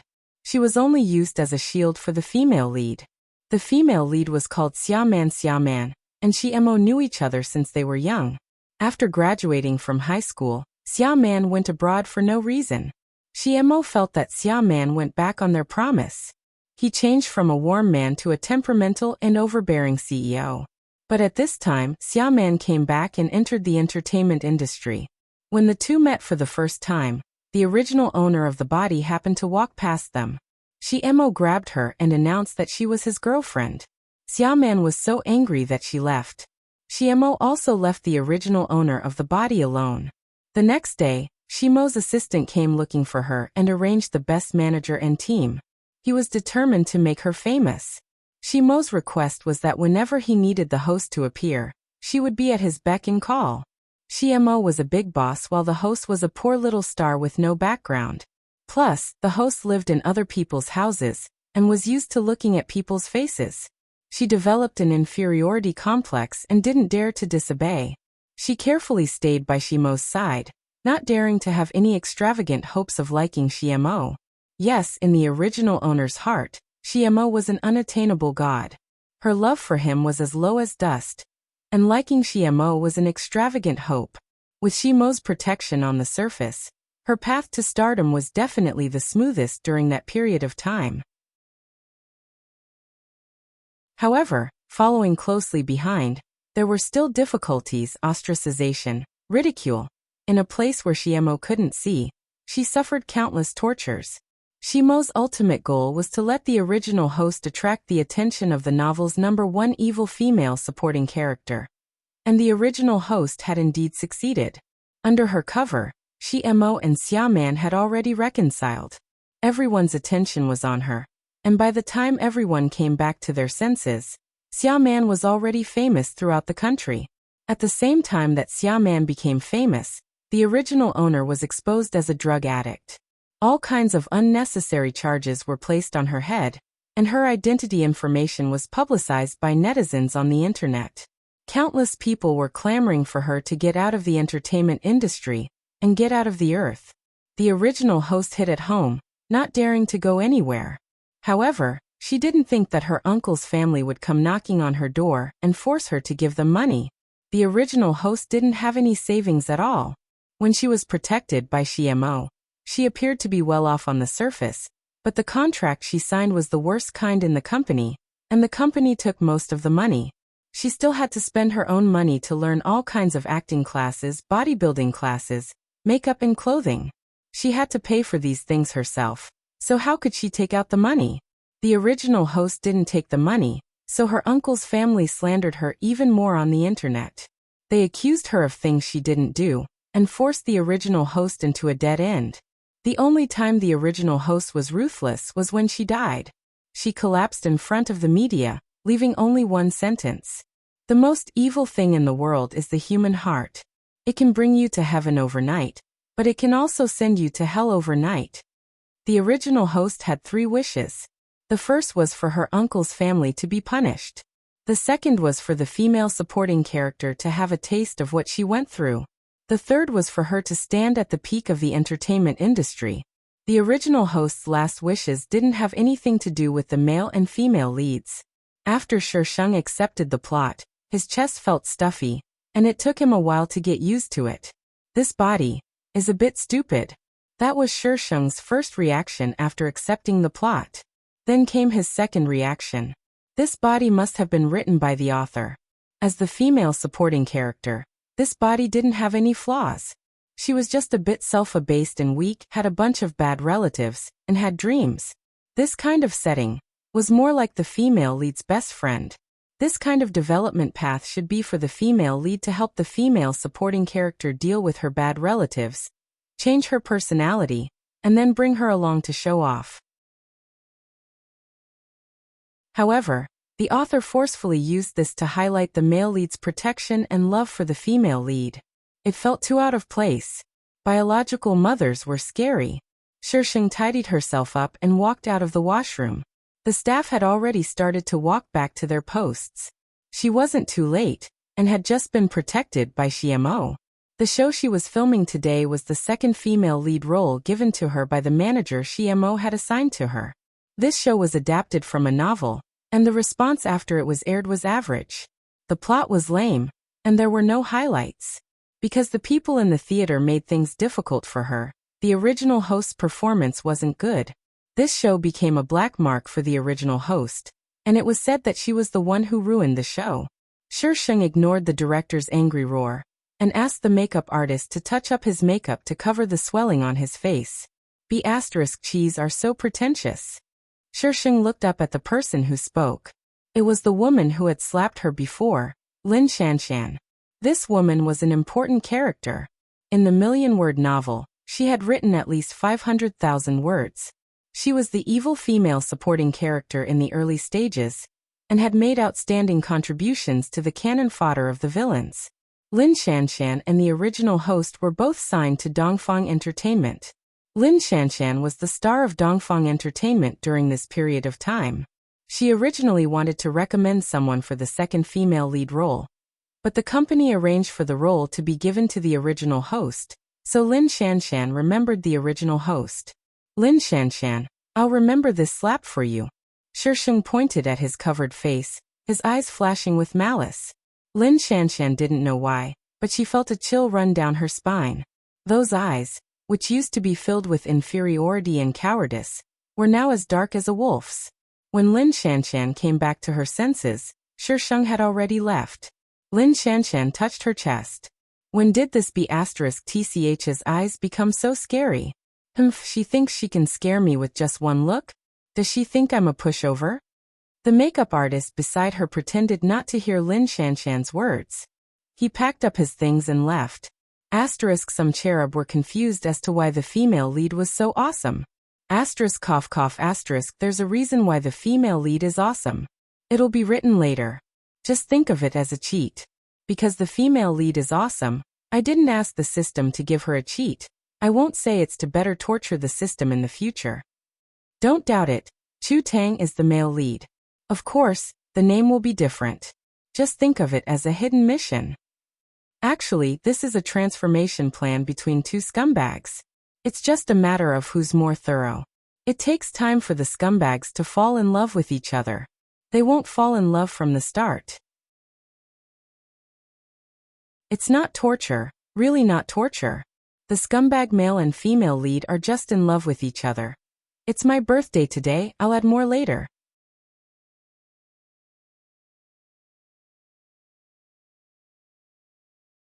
Chapter 20. While they were filming, Lin Shanshan did try to hit Shisheng, but Shisheng avoided her every time. Lin Shanshan missed several times, causing the director to start roaring again. This time, not only was Shisheng scolded, even Lin Shanshan was scolded.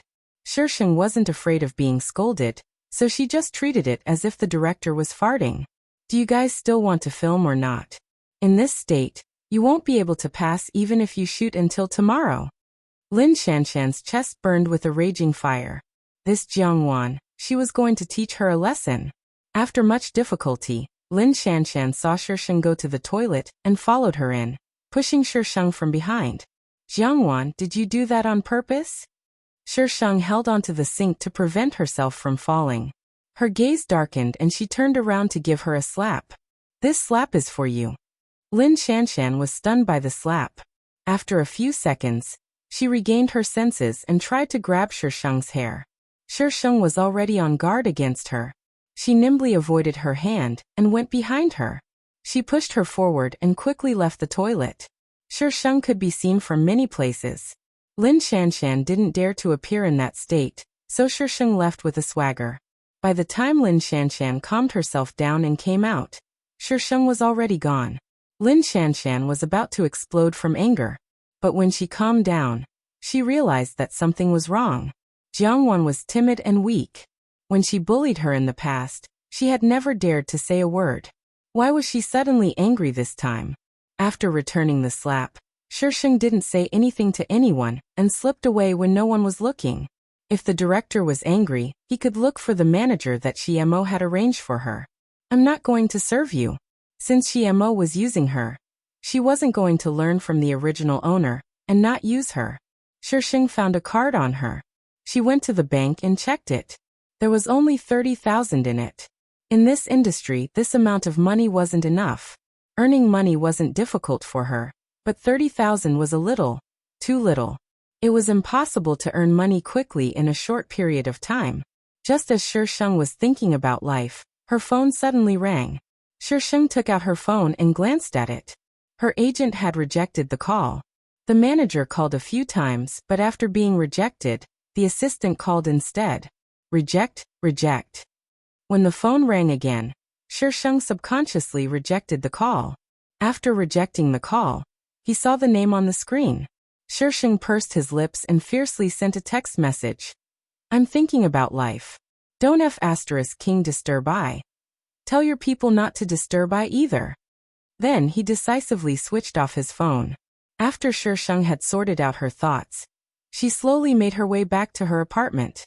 The apartment was prepared by the company.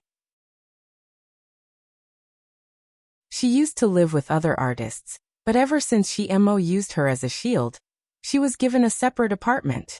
Opening the door and entering, Shisheng wasn't surprised to see the people inside. Her agent, Milan. Dressed in a professional suit, she was in her early 30s and had short hair. She looked smart and capable. You still know to come back. Milan's voice had a hint of anger. Do you know how many times I called you? Oh, and then? Shisheng replied half-heartedly. This agent was very capable, but she didn't really take care of Jiangwan. She even looked down on her. Otherwise, she wouldn't have accepted such a lousy show for her. Take today for example. Her assistant, who was supposed to be waiting for her, was brought to another artist under her to help out. Milan was a bit confused by Shisheng's rhetorical question. Something was wrong with Jiangwan. This was the first thought that flashed through Milan's mind. She carefully sized up Shisheng and frowned. As an agent, she had to learn how to read people. Jiangwan used to be quite good-looking, but she was too self-abased and cowardly. She was always cautious and made people feel that she was petty. But right now Jiangwan, who was sitting on the sofa, had a natural air of nobility just by sitting there. There was no self-abasement or caution in her eyes, only calmness. If it wasn't for that face, Milan wouldn't think that this was Jiangwan. I'm not filming City Toppling Beauty anymore. Help me settle it. Shisheng saw that Milan was staring at him for a long time, and could only speak first. City Toppling Beauty was the name of the historical drama she was filming now. Milan was pulled back from her thoughts and asked reflexively, You're not filming? Why? I don't like it. Compared to filming, I prefer to earn money. Unfortunately, Jiangwan's final wish was to reach the peak of the entertainment industry. Milan seemed to have heard a good joke. Jiangwan, who do you think you are? You think you can stop filming just because you say so? Do you think your family owns the production team? In this world, you can't do whatever you want just because you don't like it. She didn't like taking care of Jiangwan, but didn't she have to carry out the orders from above? Anyway, I'm not filming anymore. Jiangwan. Milan was furious. She already felt aggrieved when she was asked to take care of such an artist, but now this artist didn't know what was good for her. Shisheng pinched the tip of his ear and said innocently, Sister Milan, if you have the time to yell at me, why don't you think about how to settle this matter? Milan forced herself to calm down and advised nicely, Jiangwan, City Toppling Beauty, is already halfway through filming. If you say you're not filming now, do you know how much money the company will have to pay? You've just entered the company. How can you take out so much money? Also, this isn't good for your reputation. You have to think about yourself and your future as a star. I'm not filming anymore. Jiangwan, you're just a newbie. If you continue to be so willful, even if the company values you, you'll still be frozen. I'm not filming anymore. No matter how Milan threatened and tempted, Shisheng only said these 3 words. In the end, Milan left angrily. Not long after Milan left, Xiemo called her. Shisheng waited for the phone to ring for more than 30 seconds before picking up. Why aren't you filming anymore? Xiemo's voice was a little low. Every syllable was dyed with magnetism, making people intoxicated just by listening to it. I don't like it, Shisheng replied curtly. Xiemo was silent for a while, and then hung up the phone. The cold and short beeping sound came through. Heh, this busy person still took the time to call. This proved that he valued her as a shield. Shisheng threw the phone away, and found the original owner's laptop from the messy quilt. Shisheng first searched for the original owner's name. There wasn't any big news. She then roughly watched the original owner's youth romance drama. The original owner's acting skills were average, but because it was a youth drama, acting skills weren't that important. It was fine as long as she was good-looking. She then searched for some information about Dongfang Entertainment and Xiemo before closing the webpage. The original owner seemed to have a Weibo account. Shisheng found her Weibo account in her memory and logged in. As soon as she logged in, there was a series of notifications and the page froze for a few seconds. There were thousands of ads, and the number was still increasing. Add more chapters, so please vote, seeing that it's my birthday. Won't you leave a comment or vote? Sob, don't treat me like this. Crush me with votes.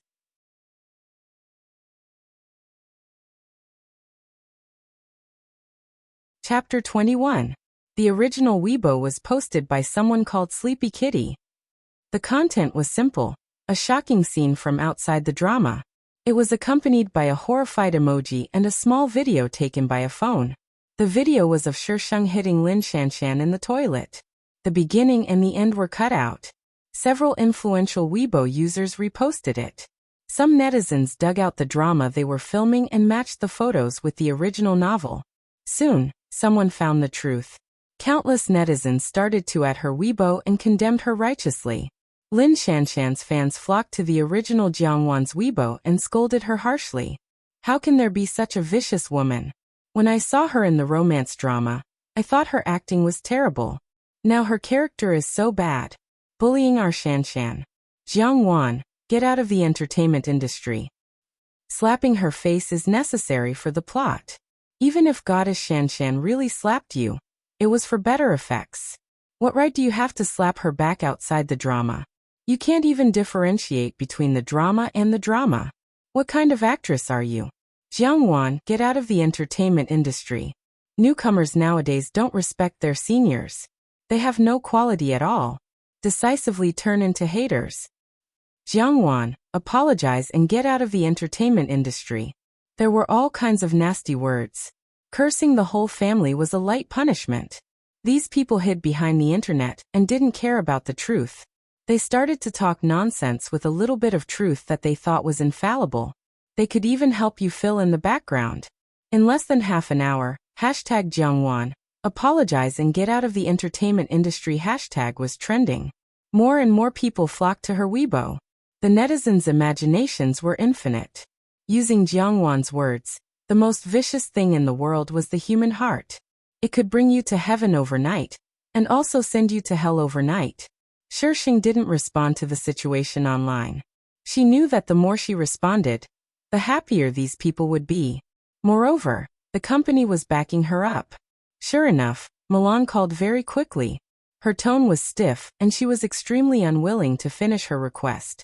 She basically told her not to reply and that the company would deal with it. Shisheng expressed that it would be a waste if she didn't use the resources. Lin Shanshan's matter was dealt with very quickly, but it could be seen that Milan didn't care about her. She just used the company's other artists to cover up the popularity, and had no intention of helping her clear her name. Shisheng was even more determined to leave Dongfang Entertainment. The contract was for 3 years. She had only signed for less than half a year, so there were still 2.5 years left. If she wanted to leave, she would have to pay the penalty, which was not something she could afford now. He really wanted to be rich. The next day, Shisheng made an appointment with one of his agents. Miss Jiang, you are from Milan. She has the best resources and connections. Why do you want to transfer to me? An agent who just joined the company. The young man pushed the glasses on the bridge of his nose and spoke slowly. What I need is a responsible manager. She couldn't leave Dongfang Entertainment for the time being, so she could only maximize her own benefits. She definitely wouldn't dare to use Milan's name. What makes Miss Jiang think that I can snatch him from Milan? The young man's voice was neither fast nor slow, but it carried a hint of sharpness. Shisheng's eyes were full of smiles as the corners of his lips curled up slightly. His red lips parted slightly as he said in a firm tone, I believe in you. You can do it. The young man raised his head slightly and looked at the girl in front of him through his glasses. Her eyes were calm, without a trace of emotion. Coupled with her smiling face, it was inexplicably strange. He had only been in the company for less than a month. What made her so sure that he could snatch her from the hands of the company's top agent? He pushed his glasses up subconsciously and said in a scrutinizing tone, What trump card does Miss Jiang have that you want me to take you along? One day, I will stand at the top of the pyramid in this industry. Mr. Tang Yin, I solemnly invite you to come along with me. Are you willing? Tang Yin looked at the girl in front of him who was solemnly extending her hand to him. His eyes behind his glasses darkened, but his tone was still calm. I'm sorry, I can't take you along. Shisheng. F***ck. This man was indeed not easy to deal with. She wanted Tang Yin to be her agent. Most importantly, this guy would surpass Milan in the future. She was the first person to follow Tang Yin, and later on, she was as glorious as she could be. What do I have to do for you to be my agent? State your conditions. After failing to act cool, Shisheng's aura suddenly changed.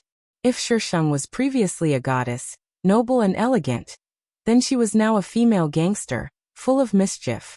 Tang Yin looked at Shisheng who was switching between the two auras. His eyes flashed and the darkness in his eyes deepened. If Miss Jiang can let the company hand you over to me, I'll naturally be willing to take you along. Shisheng. Damn it, he kicked the ball back to her again. It felt like all the words she had said before were for nothing. Alright, just you wait. Shisheng gritted his teeth and agreed.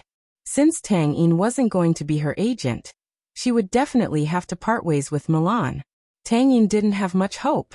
Milan was the company's top agent. She couldn't just hand over the artist she had already taken over. But that afternoon, he was called to the director's office. All of Jiangwan's information, as well as a top team, was handed over to him. Everyone in the company knew that the company had recently assigned a team to Milan. They all thought that it was because of Milan's contributions to the company, but he never expected that the team was specially prepared for Jiangwan. Since he had accepted it, Tang Yin quickly got into his role. The first thing he did was to deal with Lin Shanshan. Lin Shanshan's background wasn't clean to begin with. She only needed to do some work to clear Shisheng's name. For an artist with the best team, this wasn't a problem at all. Milan had such a team but didn't do anything for Jiangwan. No wonder Jiangwan wasn't willing to work under her. The company had assigned such a team, but Milan dared to use it. She probably didn't care about Jiangwan at all. Then her identity was worth thinking about. No matter what, she was now Jiangwan's artist. Since you're my artist, I hope you can listen to my rules. Tang Yin pushed up his glasses out of habit. Shisheng sat on the sofa without a care for his image. What rules? Firstly, I have the right to know everything immediately. Secondly, I hope you can talk to me about your future plans. Thirdly, I hope you can listen to me about what shows you take on. Other than the first rule, Tang Yin wasn't so firm about the other two rules. It was obvious that to him, the first rule was the most important. As a manager, it was necessary to know his artist's movements immediately. Otherwise, if his artist got into trouble and the manager still didn't know what happened, how would he deal with it in advance? To put it more seriously, there were times when artists had to report to their manager when they checked into a hotel with someone else. Shisheng agreed without any sincerity. Tang Yin sensed his inattentiveness but didn't say anything. Thank you for your blessings yesterday. What's up? You're tuning in to the Earbook Haven YouTube channel. Don't forget to subscribe and join us on this journey to catch the most captivating stories.